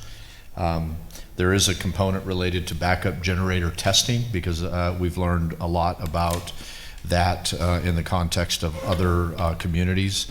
Any routine testing or operations of a backup generator shall be limited to Monday to Friday between the hours of 9 a.m. and 4 p.m. Owner shall communicate to the city any planned operations or testing at least 24 hours in advance. The next item, Madam Mayor, is decommissioning, if there's no questions on noise. Anything on noise right now? Not right now. Not right now, okay. I guess I would make this statement as well. In our industrial areas, the city doesn't have a lot of standards, so this is really beginning to drive some of that, that we've worked on. From decommissioning, if a data center is developed and ceases to operate for a continuous period of 24 months, or if the owner provides written notice that the facility will permanently cease operations, the owner shall commence decommissioning of the technology, equipment, cooling equipment, backup generator, fuel tanks, battery, transformers, and substation with 180 days. And then I think an important element is, as we were having dialogue with the owners, there was a willingness for them to add a voluntary contribution in terms of a community benefit to the city recreation facilities.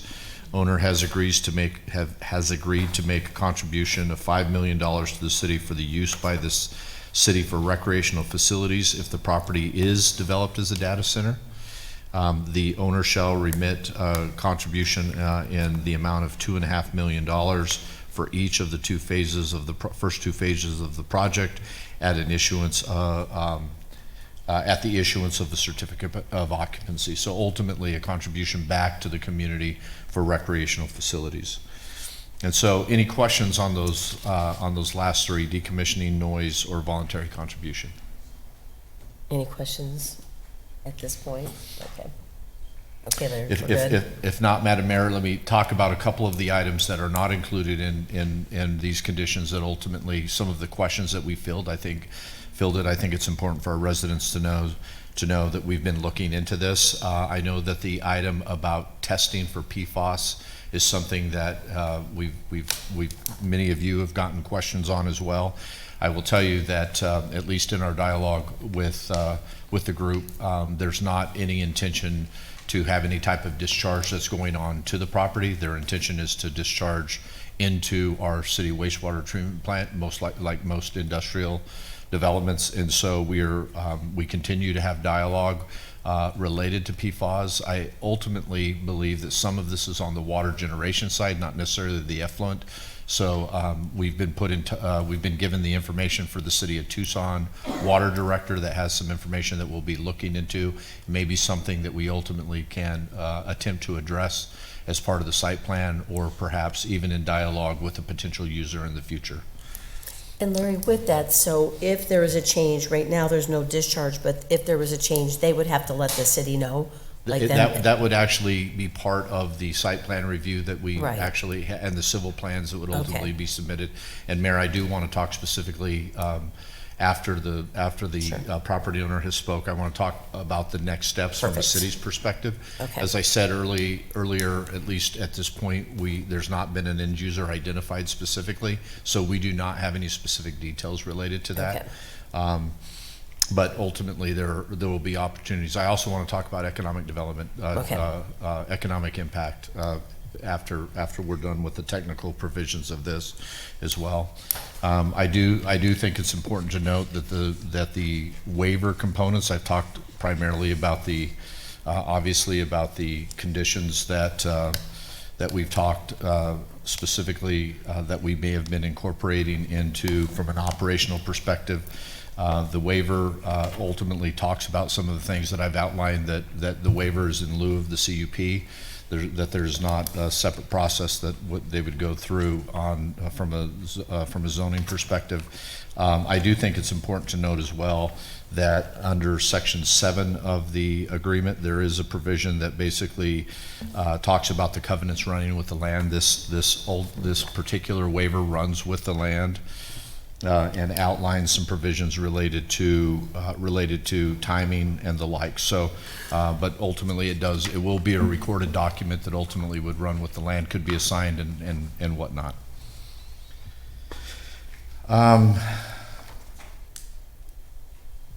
Madam Mayor, if I can move to the recommendation that staff is making to the mayor and council tonight. Obviously, you have options on this particular item. The question before the council is how the city should the question before the council is not how the city should respond to a data center. It should be focused on the specific Proposition 207 claim.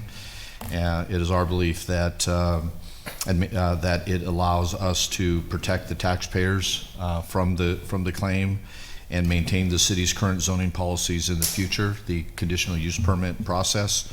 According, staff is recommending approval of the resolution for binding waiver and binding, and I say waivers because there's actually 2 waivers that will be executed in this, because there's 2 property owners in this particular case, and the binding operational restrictions is permitted by the Arizona law, thereby avoiding the potential financial exposure associated with compensation claim while preserving the city's broader zoning regulations regarding future data center development.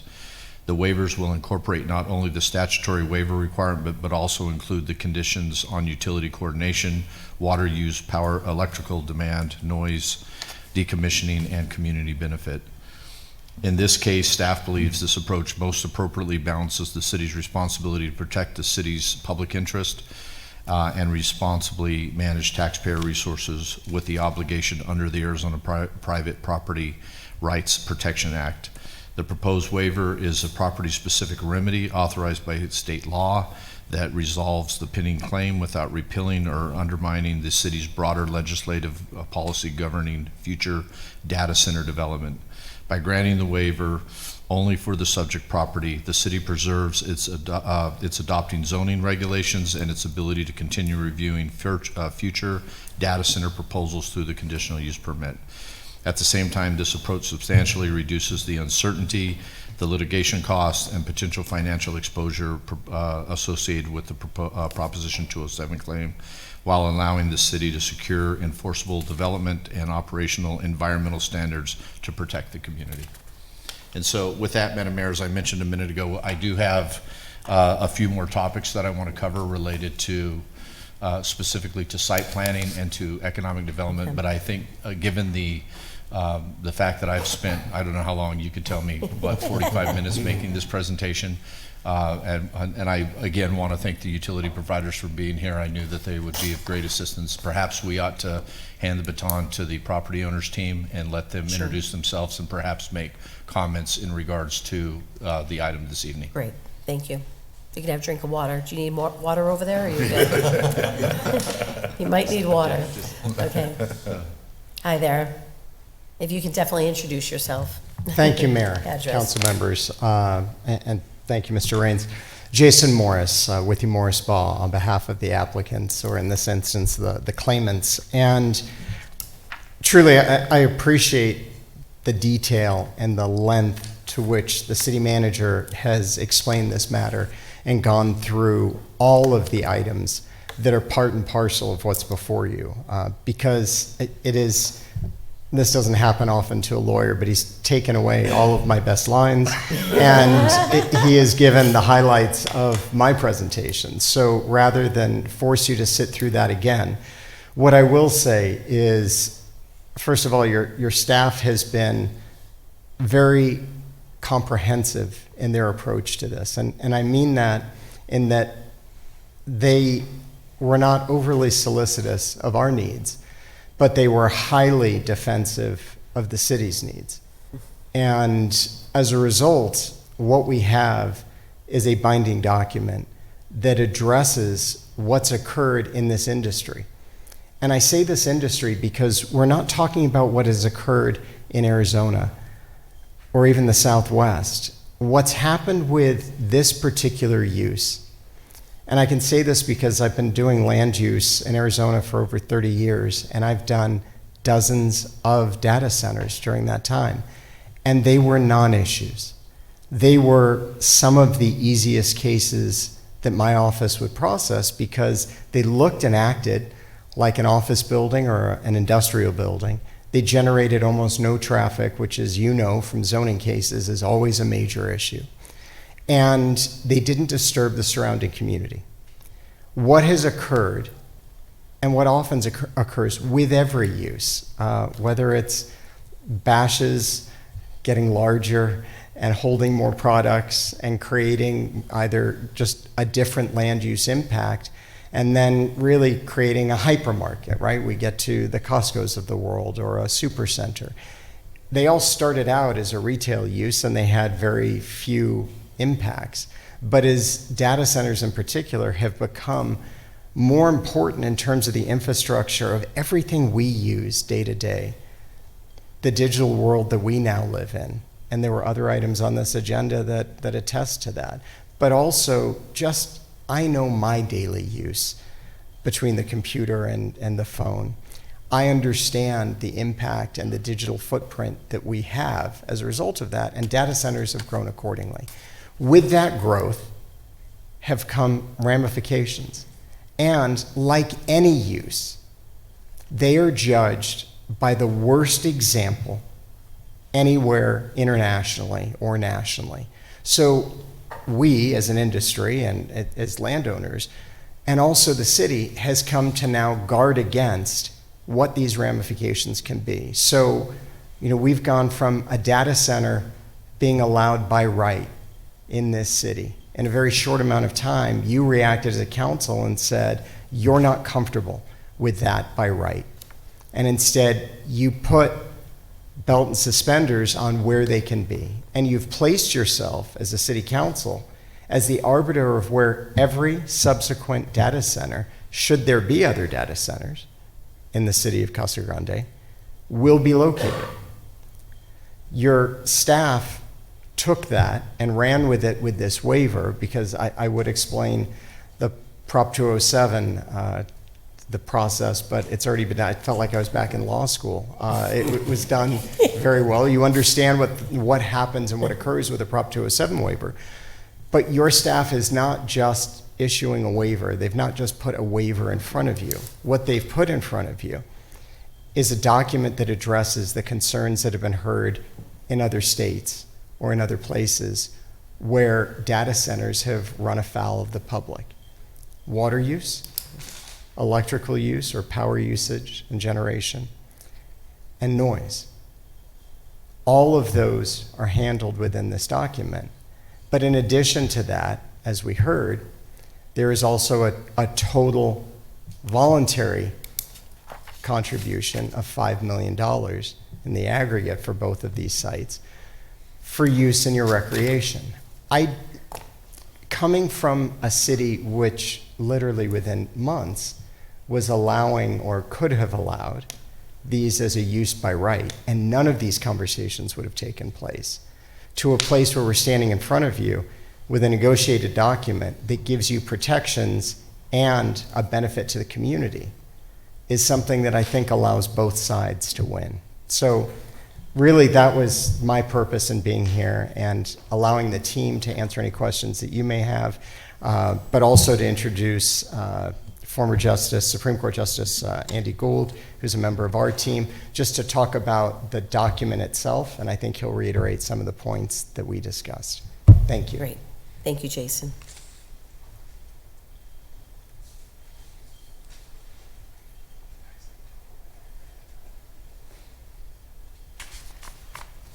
Hi there, Mr. Gould.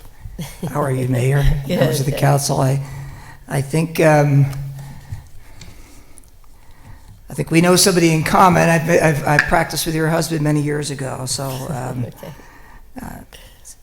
please tell him I said hello. I will. Thank you for giving me an opportunity to speak here tonight. I have to tell you, this is past my bedtime, so I'll be very brief. I should be going to bed soon. My team promised me a cot on the way out of here, and I haven't seen them come in with that yet. Arizona has some of the strongest land use laws in the country. In fact, when Prop 207 was passed in 2006, there was only one other measure that was stronger. That's Measure 37 out of Oregon. This proposition passed 2-1, and it came on the heels of some egregious behavior by governments in eminent demand cases and regulatory taking cases. And what the people of Arizona did when they passed this land use law was say, we're not going to have governments take away property rights. We're not going to have governments take away people's abilities to use and develop their land. And so what we have here in Prop 207 and in the statute 121134 is probably one of the strongest land use protections for citizens anywhere in the United States. And I think Arizona should be very proud to have that kind of protection of their property rights. You're aware of the elements of a claim. There are 3 elements. It has to be a land use law. Clearly, the ordinance is a land use law. Secondly, that land use law, here the ordinance, has to reduce the property rights of the owner. There is no question that going from an unconditional use to conditional use reduces and limits their ability to develop the property. And then the last component is just compensation, or the fair market value. The reduction in value of the property here, it is probably closer to $150 million. I would tell you that if all 3 of those elements are proved under the statute, the court must award those damages to my client. It's not a discretionary ruling, it is mandatory. Further, if the landowner succeeds, the government must pay their attorney's fees. If the government wins, the landowner cannot and does not pay the fees of the government. The idea being it's a fee-shifting provision to encourage landowners to protect their rights, to protect their property rights. As has been discussed tonight, there is an alternative. There is a waiver procedure. There's also an amendment or a repealing procedure. What I have reviewed in this case, as I've been involved in it, is obviously a waiver provision. I prepared the letter that we sent back in February 2026. It's not actually a notice of claim. The statute was amended. There was some litigation in the Court of Appeals over the years. Prop 207 is its own claim. You're not required to file a notice of claim with Prop 207, and I believe that this is a very straightforward Prop 207 claim. I believe in my almost 40 years of practice, both as a lawyer and on the bench, it is one of the strongest claims I've ever seen. I've looked at this. I think the biggest piece of evidence here is obviously the letter signed July 14th, 2005. In that letter, the Planning and Zoning Department expressly confirmed that a data center is a permitted use, and that is why this project went forward. The last thing I would mention in all of this is we have tried to work very carefully with the city. The waiver, I think, is very generous. It's dust storm, yeah. You know, I had a lawyer once do that in my courtroom, and I made him throw his suitcase or his briefcase out the back of the courtroom door, so I'm just teasing you. But there is going to be jury duty for you next week. Yeah, waiver. In any event, I just want to note that we've worked really well with the city. I think this is a very strong waiver letter. It makes sense. You know, in all candor, I'm sensitive to the pressures that you have as city council. You're trying to do your job, and I think you and your staff have done a very fine job. I know I'm not going to add on much to what Jason had to say, other than I know that communities have concerns about these data centers. I think they're addressed here. Frankly, I think you've done your job exceptionally well. Thank you. Thank you. Okay, I saw that, yeah. any questions to our attorneys here? So, not our attorneys, but. No. No questions at this point? Okay. Okay, thank you, guys.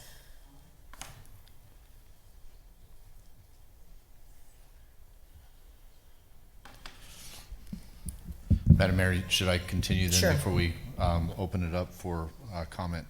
I do want to specifically address two topics before we move, because on to any additional feedback, because they are specifically addressing questions that we have fielded as a city team, city staff, in the last couple of weeks. But ultimately, the first question deals with what's next, right? And again, tonight's matter is essentially a land use scenario that ultimately would allow for the wind must be Storm alert. yeah, no, right. All of us. We'll try to get everybody out of here, right? Okay. But ultimately, there are next phases of this. If any development transpires, including a data center, the city obviously has a process that is required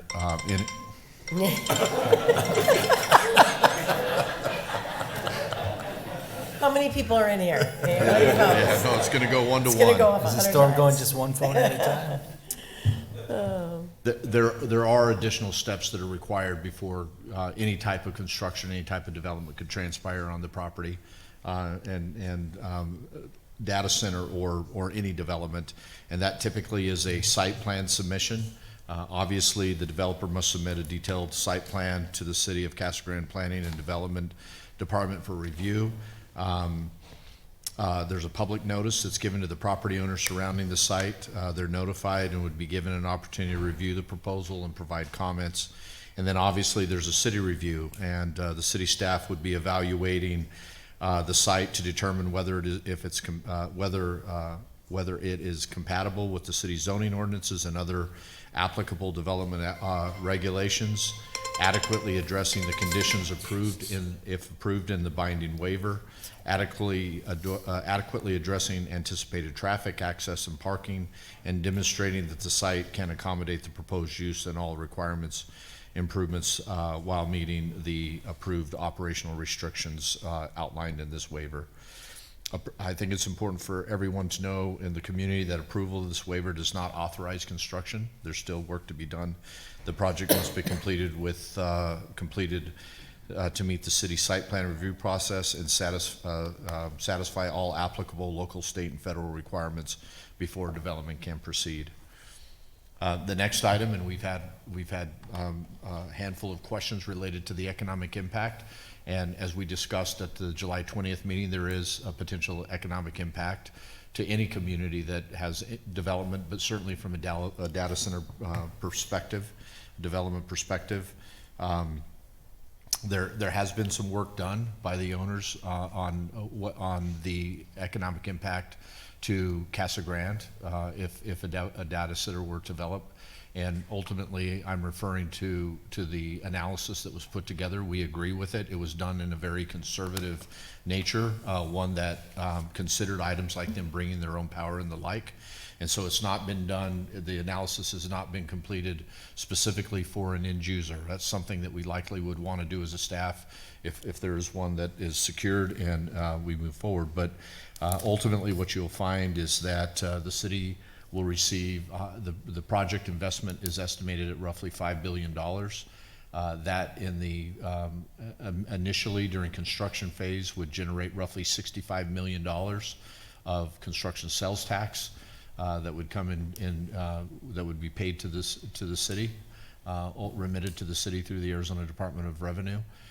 That is over a 5-year period, typically during when construction is occurring.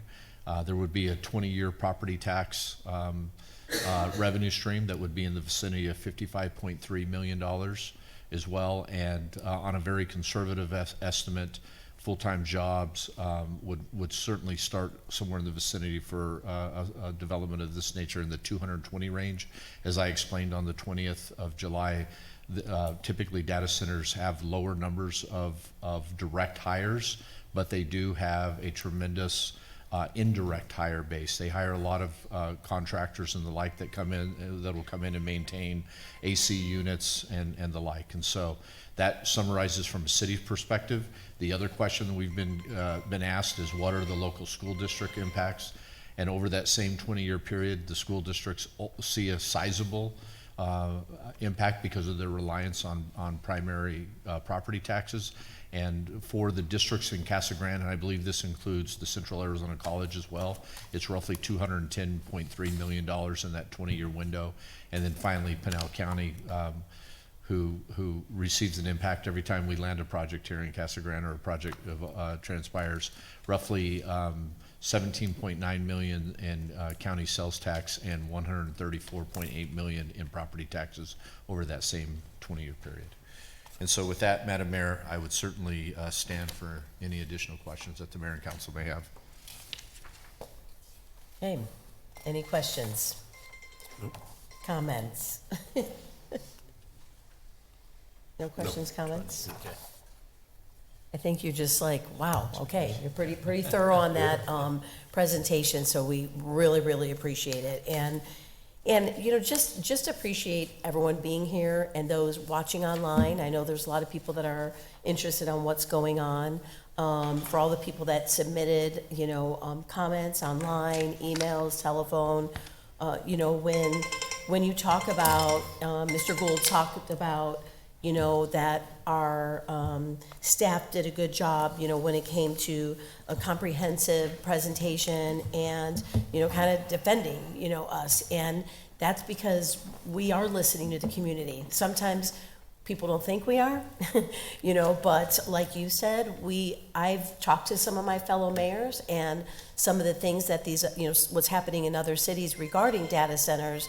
And I feel we really have listened to the community, and we are trying to, you know, we're in this tough situation. I must say it's been a tough few months as we've been negotiating all this. None of us were really happy when the notice came forward. We thought our hands were tied, but we truly appreciate, you know, our staff, you know, working with the landowners, with their attorneys, and trying to understand, you know, how important it is for us to just inform the community on facts, you know, what's happening with data centers. So this presentation was, you know, definitely a strategy. We wanted to make sure we told the public, you know, gave factual information. We gave them time to participate. You know, we had a meeting a couple weeks ago, and it was important for us. You know, we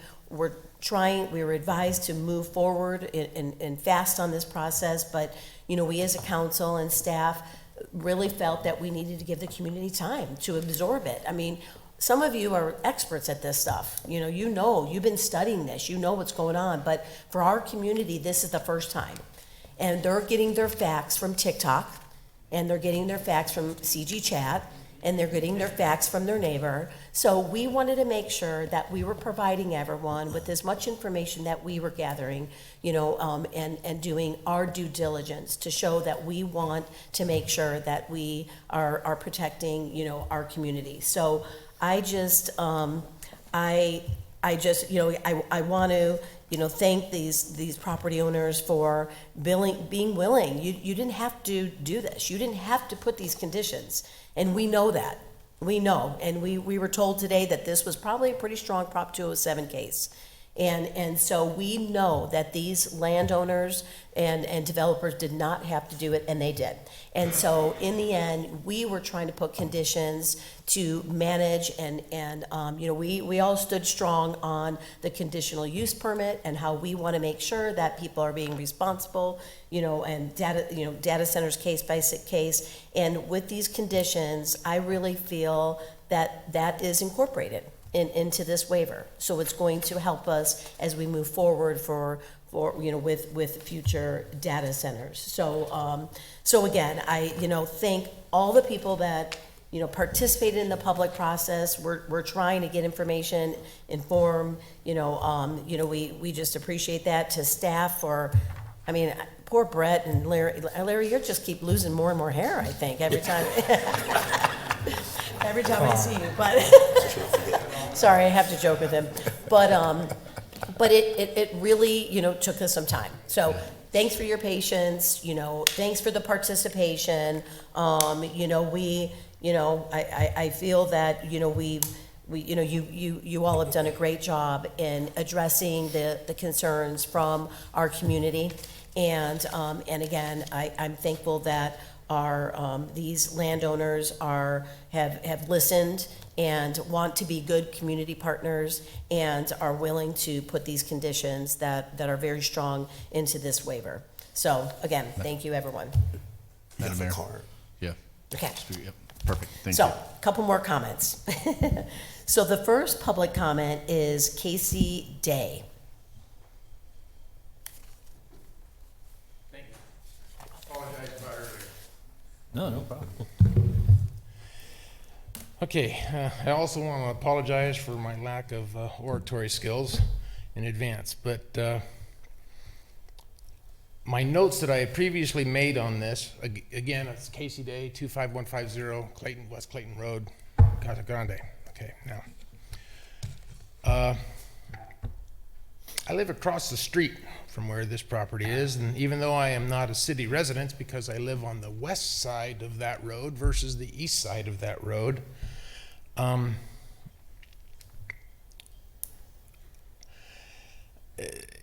the impacts of a 480-acre industrial campus don't stop just at the boundary line. There's water, air, noise, as we've all discussed.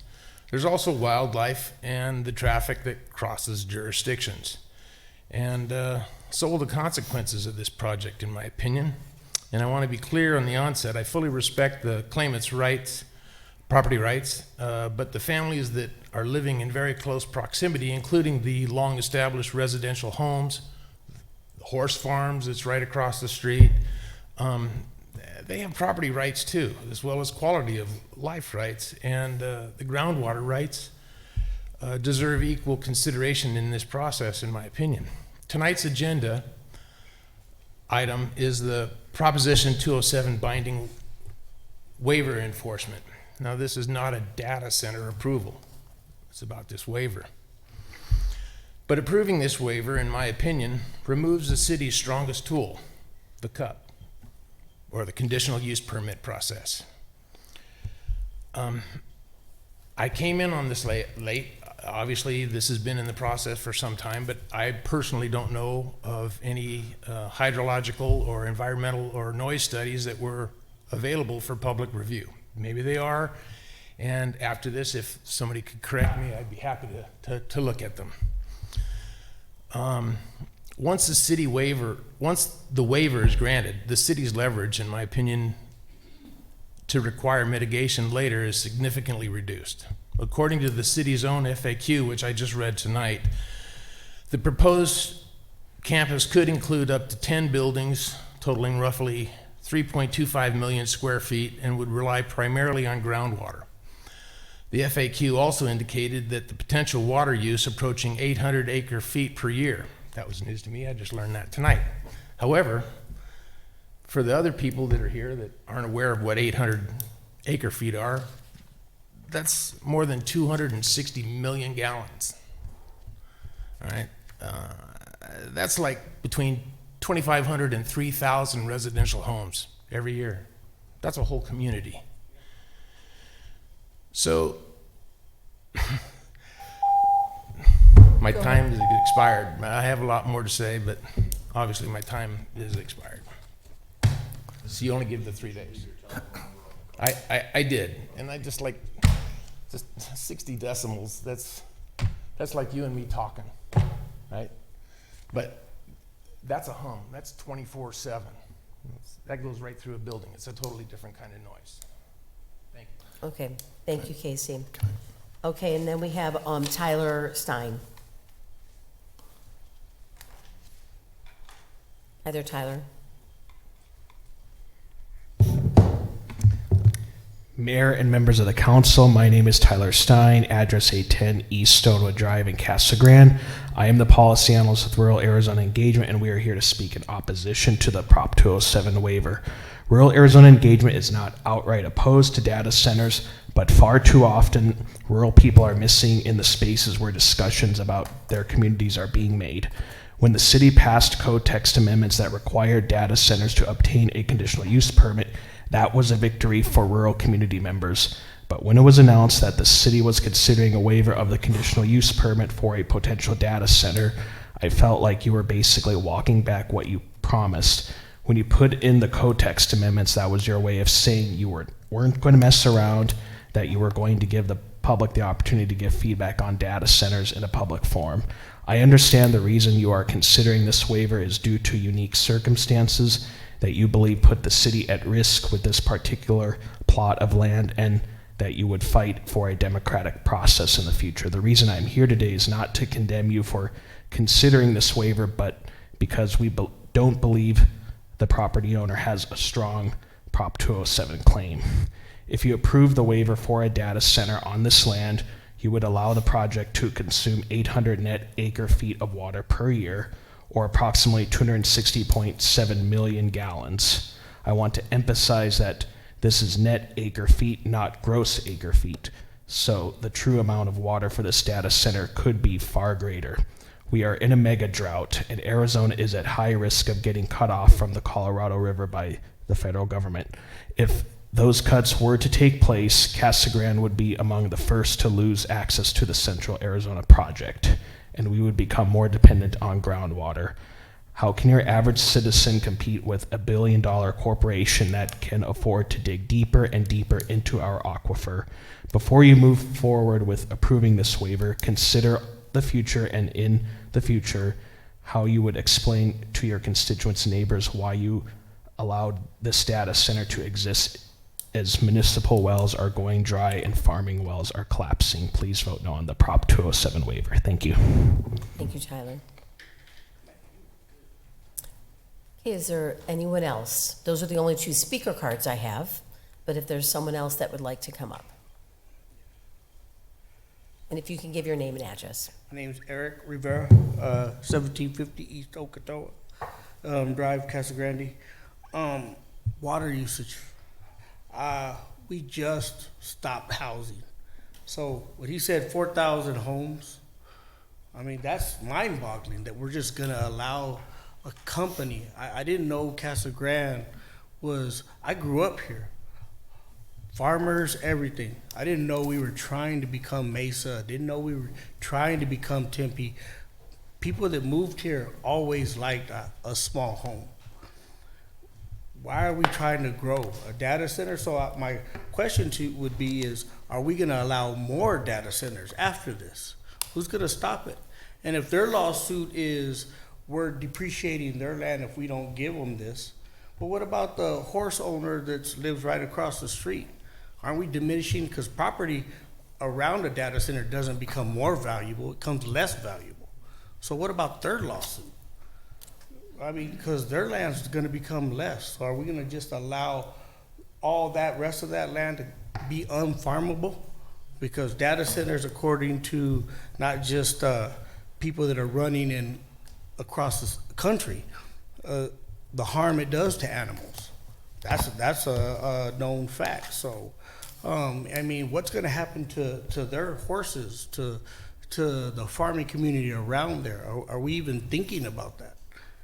I mean, if they're willing to sue right now for 140 million, what's gonna stop them from suing later? And if we can't afford the 140 million now, it's gonna start at 140 million every lawsuit that they have, because they know we can't budge on that.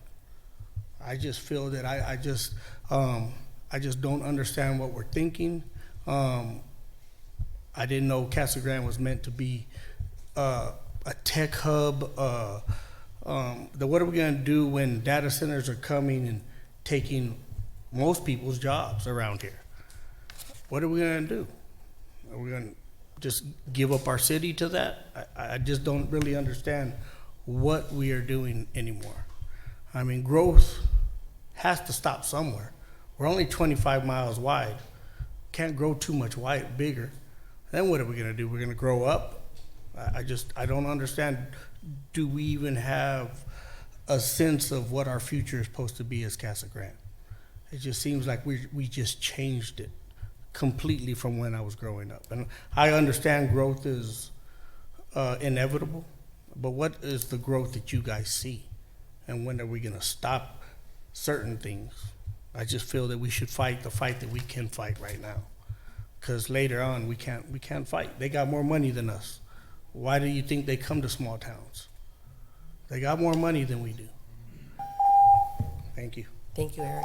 Larry, can you address the future data center concern that he has as far as what's going to happen for the next, project that comes forward?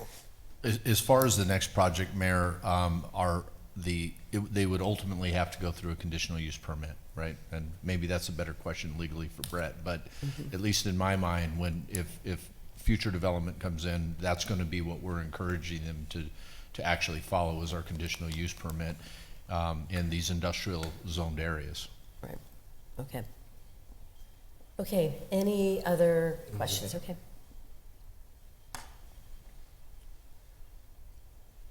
Hi there, if you can give your name and address. Be my pleasure. My name is Rodney Williams, 2181 North Magdalena Place, Casa Grande. Thank you for the honor of addressing the City Council and our great mayor. I understand the complexity of the position that you're in, looking after the city, making sure that your decisions are right. But it's a generally accepted fact that people do and say whatever they need to do in order to get what they want. We have generations of people here in this city that have been here and settled here, and they came here for a certain reason. Because of the peace, because of a good city council and mayor who look after them. They want the best for their citizens. And I understand that when it's right, it's easy. If you're sitting in turmoil, your stomach is turning because you want to do the right thing, there's a lot of indications that tell you what that right thing is. I'm just one citizen in this area. I'm fully invested in this city. My kids go to school here. I'm invested in the community. And I'm grateful for all the support that you give and the thoughtfulness and the consideration to the citizens. But for a company to come in here and look for an opportunity to put a stranglehold on you as a way of introduction, that should be a telltale sign of what's to come. And people only do things that they can get away with. If they see an opening or loophole, they're going to take advantage of it.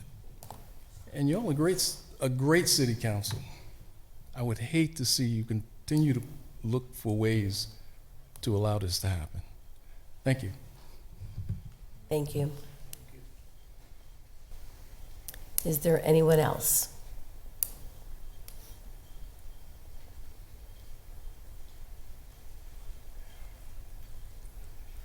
Good evening again. My name's Nancy Wood, 513 Speckle Road, Casa Grande, Arizona. Thank you for the council listening to us tonight. Complex issue, so I don't have any answers necessarily, but I do have some things that I have as a viewpoint for things. The concern I have is for water for Arizona. I mean, this is across the whole state. This is not just a Casa Grande issue. And the heat that we've had in recent summers, pretty tough on everyone. It's tough on the people, tough on the wildlife, tough just getting by when we have the kind of temperatures like we've had in this last couple summers especially. And with everything considered, what happens when you build big infrastructures like a data center with all the concrete, and then you put in all the electronics and electrical, not a good combination with what Arizona has, which is a desert environment. I mean, this is not an ideal location for any data center anywhere pretty much in this area. So it's not just a Casa Grande issue, it's a Arizona issue. And I know it's a difficult balance. I'm very disappointed that a property owner would put me kind of, I feel, in this position, because it feels like it devalues my property, because it's something that's going to be a huge impact for the city that I live in. So, and it's in a negative way. The animals that live in this area, you know, with the EMF that these kind of centers produce, it's 24/7. It affects migration. It impacts emotions, people. We don't even know what the consequences are going to be with these places for long term, for people, for animals, for our environment. And I think we have a lot to look at to see what we're going to leave for our children and our grandchildren and what they're going to have to face. Because some of this is not going to be easily undone if it causes really serious issues. And I have a background in electronics. I know what's going to go in those buildings. And I try and live my life as far away from electrical stuff as I can, for the most part, because it's not good on our bodies. Thank you. Thank you, Nancy. Is there anyone else? Okay, we'll go ahead and kind of close the public comments. Any other questions, comments from the council? Just a couple. So we talked about like 60 dBA as far as like the sound. How different is that from some of the other industries that we have here as far as like what they emit in comparison to? Mayor Fitzgibbons, Councilmember Romo, I do not have the data of neighboring industrial uses from a decibel perspective. What I can tell you is that the parameters that we established in this condition were similar to what other cities were looking at or had within their conditions, if you will, or within areas of that nature. I think the important part is that, you know, ultimately there's going to be a study done to begin with, right, to ultimately establish that, and with a specific emphasis on what the neighboring zoning would be as well. And there are some loud industries, right, in our community. I couldn't tell you the exact decibel level of those, though. Brett, I don't know if there's anything else you want to add to that. I think to that point, Councilmember Fitzgibbons, Councilmember Romo, Mayor Fitzgibbons, Councilmember Romo, we don't have current standards for those other industries, so it's hard to do that. In this case, the property owners have been willing to, understanding that noise is a concern, to do those studies and to do it not just at the beginning to see what the ambient levels are, but to do it as they're operational and for 3 years while they're operational, so that we get really good data on, you know, what that is.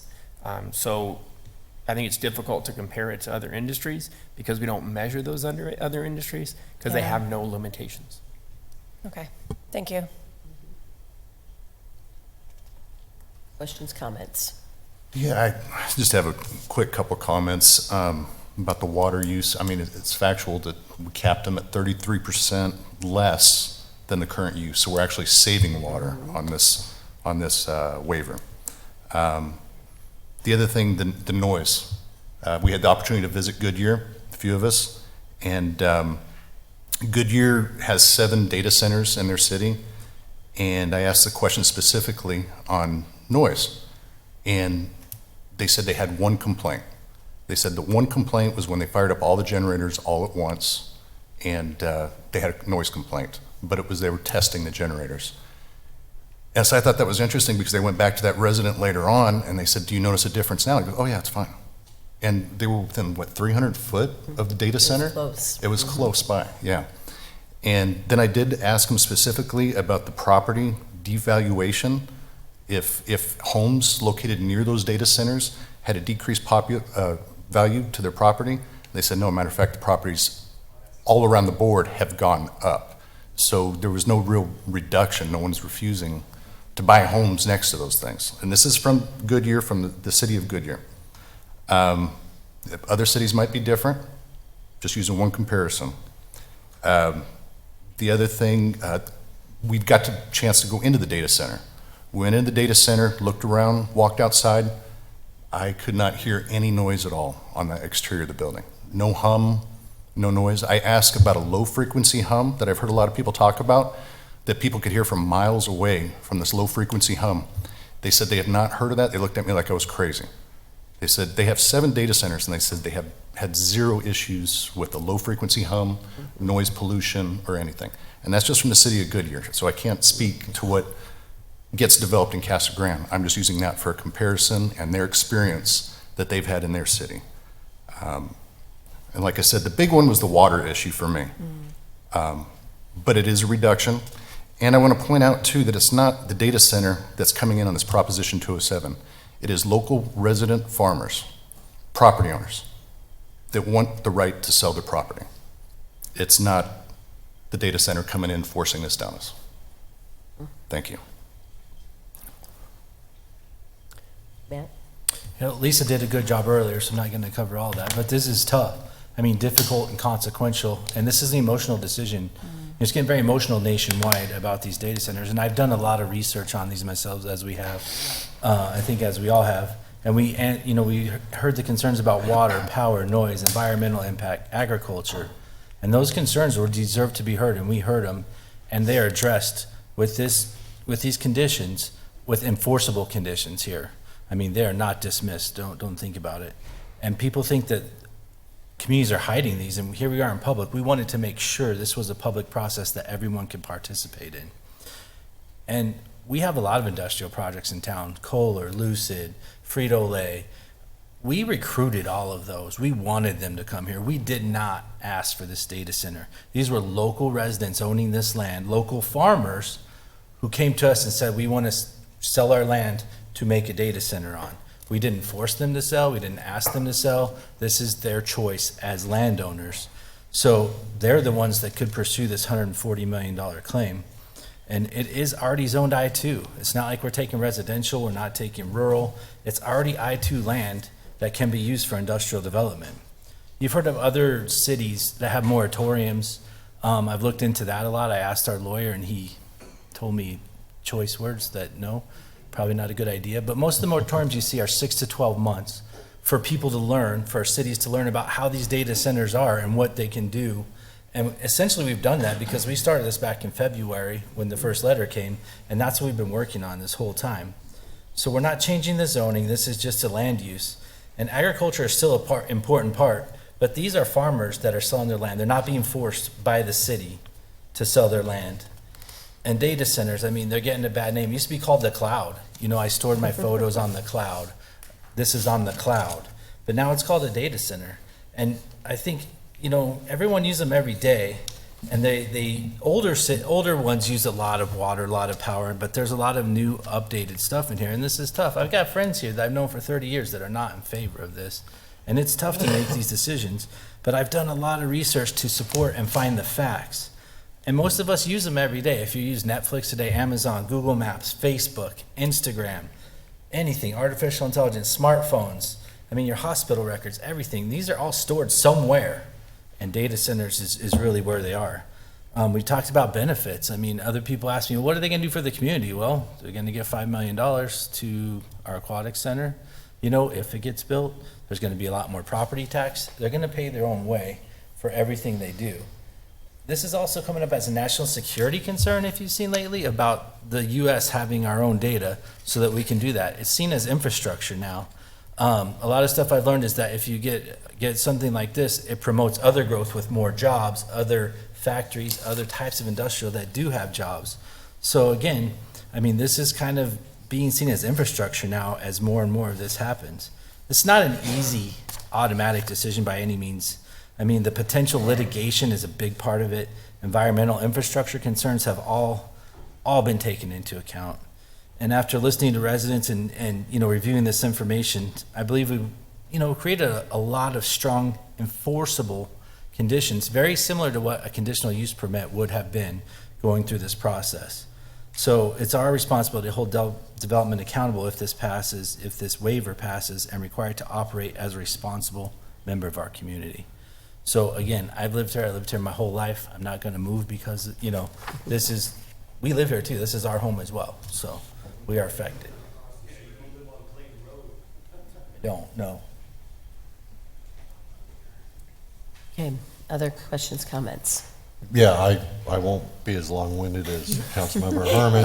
I cut a lot of it out, I Brent. know, I saw you flipping, that was a lot.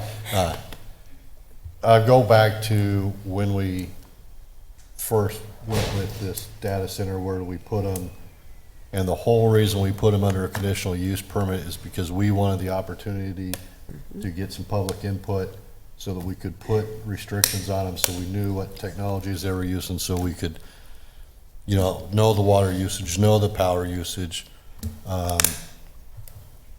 Don't necessarily like how we got to where we are now, but I think we've got what we would ask for under a conditional use permit. I do want to thank both APS and Arizona Water for coming out tonight and helping talk about rates and potential impacts to residents, and that they aren't going to happen. So thank you both for being here for that. Yeah, it just the alternative of denying this and going into litigation and potentially being out $140 million would not be good at all for the city. That would be very damaging, more than just a year and a half's worth of operating budgets. I think it's a lot bigger impact than just that to us. But again, we ended up with the conditions that we want, and all we're doing right now is a waiver for the Prop 207. There's still a lot more steps that they will have to take to get to where everybody's worried about right now. So, yeah, that's my thoughts. Thank you, Brent. Anything else? No other comments? I do want to just say that, this wasn't ideal. It was something that we've been talking about for a while, something that, I think has been on our minds, because we do want to make sure that we're doing what's best for the community. We care about the community. I'm from here. We're all from here. And so, and I've had lots of conversations, I've had lots of emails, and some have been for and some have been against, and it's really been 50-50. And I appreciate the time and the thought that has been put into the waiver. And I think that we've really looked to see what is best and making sure that we're moving forward with those best practices. And so I do appreciate that. Thank you, Becca. Okay. So with that, we have to remember, we have to remind ourselves that today's agenda item is not a decision on data centers. And, it's a waiver request involving Prop 207 notice. So with that, if there's no other questions, comments, we'll go ahead, and if we can get a resolution number. Resolution number 5960, a resolution of the Council of the City of Casa Grande, Arizona, approving binding waivers of enforcement with binding operational restrictions pursuant to the Private Property Rights Protection Act to resolve Proposition 207 claims, authorizing the execution of the waivers, authorizing related actions, requiring recordation of the waiver, providing for severability, and establishing an effective date. Mayor Fitzgibbons, I move approval of resolution number 5960 as presented. Second. Okay, there's been a motion and a second. Is there any further discussion? And Brett, at this time, if we need to go into executive session, but it looks like there's been no request. Yeah, you do have an executive session this evening if you need legal advice, but only if you need legal advice. Right. Okay, so no further discussion. So if we can get a roll call vote, please. Councilmember Brumwell? Yes. Councilmember Dugan? Yes. Councilmember Edwards? Yes. Councilmember Huddleston? Yes. Councilmember Herman? Yes. Mayor Pro Tem B. Dillon? Yes. Mayor Fitzgibbons? Yes. Motion carries. Thank you. And again, thank you everyone for being here. I know it's long, but we wanted to make sure we took the time to go through this. So next on the agenda, we are going to go into we have studies, an executive session, but we'll go through council reports first, and then we'll go into our executive session. So if we can start with you, Sean. No reports. No report. No reports. Okay. You gave yours on the data center visit. Okay. Do you want to wait a minute, Bob, and think we have a few people exiting? Mine's quick. Okay. No report. Go ahead, Bob. Brent? No reports? Brent was swimming with the sharks, that's his Yeah, I got report. all my- He made it back. All my fingers was back. Okay, Matt. I do have a brief report. Yes. We had the Youth Commission annual planning session, so we are ready. They're hitting the ground running. I want to thank Councilmember Dugan for talking to the kids in the place of Mayor Fitzgibbons, who had a great family event going on. So she's going to come and talk to them at another time. But we had great question and answer sessions. The kids are ready. We've got our plans for the year. So they're excited. I was very impressed with their questions, by the way. Yeah. Sean said, wow, those kids are pretty bright. I do want to thank the Community Services Department. They got it all set up, especially Aidenary, Ellie, and their team, Danny. This was by far the easiest one for me to set up, thankfully, since I am on crutches. So that was much appreciated. Along with that, I know you've seen the paper, but the 9/11 Day of Service, Scott McEwen and his team, they're doing a youth-focused introduction this year. So that a lot of youth from different organizations, including one from the Youth Commission, will be taking roles at the opening ceremony. So they're excited, but he wanted me to remind everyone that the 9/11 Day of Service is actually on 9/26. So it will be at Pier Park. And just look for more information, but make sure and get out there. And it's an awesome event to do community service in Casa Grande. No reports other than I want to say on behalf of the International Conference of Police Chaplains, thank you to our mayor, to our city manager, the city of Casa Grande, Chief McCory. Our Paul Ellis, who's our chaplain here, is the president of the International. That's big. The city of Casa Grande is allowing us to store all of our equipment. It's here. It's based out of Casa Grande. And so Casa Grande gets spoken of a lot at our meetings. And so but on behalf of Paul Ellis and our local chaplain service, we want to thank the city for doing that for us. That's awesome. And we give back to the community. We're part of our community. We love what we do, and we serve our police officers, and we're thankful for them. But we also want to just thank the city for all that you do behind the scenes that a lot of people don't know about. Believe me, I know all the equipment because I moved that equipment.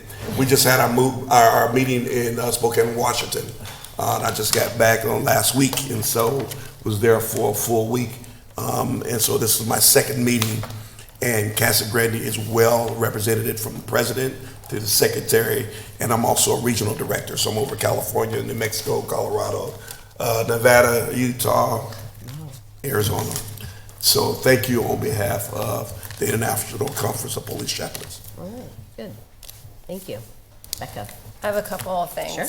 So I'm excited to get to partner with the Youth Commission again this year with Cactus Middle School. They mentor our students and they do such a wonderful job. They get feedback and then we listen to them, and then they also look to see like, what do you need to do to be successful in high school? And they've just always done such an amazing job. So I'm really excited about that. And then we had our Tuesday Twilight League golf tournament over the weekend. It was really, really hot. We all survived, so we were very thankful for that. I was questioning my choices that day because I think it was like 112 or something like that. But I wanted to thank Jennifer Thornton. She does an amazing job. Anytime we ask to do something, she's like, how can I help? And let me see what I can do. And I just really appreciate that. She does amazing things with the golf course. So that's it. Good. Thank you. And I'll try to be really quick. But no, first I really wanted to, I know a lot of our staff are in here today, and I just really want to thank all of our staff, and our PIO team is up above, but just everything they've done, not only with the data center outreach and making sure, we are communicating and being transparent and open, but also with a couple other agenda items, when it came to the roundabout and the recycling, and we're trying to make sure that we're engaging and getting input from the community as we make decisions. So I know it's tough for us sometimes when people say you're not listening, but I just hope people see that we really are trying to get input and incorporating it into the decisions. And I just want to thank everyone, all of the staff and everyone that's been active in all of these. So thank you again. We had a great service luncheon for milestones with many of the employees. I think it ranged from 5 to maybe 20, 25 years in that lunch. So it's exciting to recognize those people that have been here with the city for a long time. I was able to attend the Casa Grande Elementary School District kickoff, and that was a lot of fun with all the teachers and staff. And I think he said it was about 1,000 people that were there, and there was a lot of energy, and it's just so exciting to see all the teachers and staff ready to kick off the school year. Hopefully they keep that energy through the year. I want to thank the Casa Grande Police Foundation with the Shop with a Cop. That was a really fun event last Saturday as they, were able to identify some students and families that they could help and do back to school shopping at Walmart. So thank you to Walmart and Chase Bank for their sponsorships and participation in the program. Pace School, for any of you that, haven't been there, it's great. It's really coming alive, and a lot of participation for career and college-ready students, and a lot of energy going out there with the new principal, Mr. Owens, and he's bringing a whole new energy and excitement there. And, of course, a lot of discussion today on data centers, and you guys know that I'm on the League Executive Committee, and I'm one of 22 mayors out of the 92 mayors that meet and discuss issues that we're all, going through. And what we just went through is what all these cities are experiencing right now. So, but I must say that I'm just so pleased with where we were with this, with this whole, not pleased with the Prop 207, but with the waiver and the conditions, because many of these cities just have it by right, in these cities, and we are still trying to, protect, the citizens' concerns, address these on a case by case, and so I was just proud to see that we still think that continues to be very, very important. So, two more things. Cooling station, yes, we moved it from Lencola, so we do have 14 cooling stations throughout the city. We moved it from Lencola to the Dorothy Powell Center because people were saying that it was too far away for our homeless to get to. So now we've moved it, and it's increasing that attendance, here at Dorothy Powell. And good news, Banner Casa Grande, many of you saw that Sun Life was not delivering babies here in Casa Grande, and Banner Casa Grande did tell us that they have secured a provider that is going to be delivering babies here in Casa Grande. So it's short term, but they're hoping to extend this into a long-term solution. So just FYI, that was good news. We don't want any babies born on the freeway like the other day. So again, thank you everyone. Thank you staff for being here. Thank you to our partners for coming today and answering questions, APS, Arizona Water. We truly appreciate everything that you do. So with that, if I can get a motion into going into executive session. So moved. Second. Okay, motion and a second. All those in favor, please signify by saying aye. Aye. Any opposed? Okay. Thank you, everyone.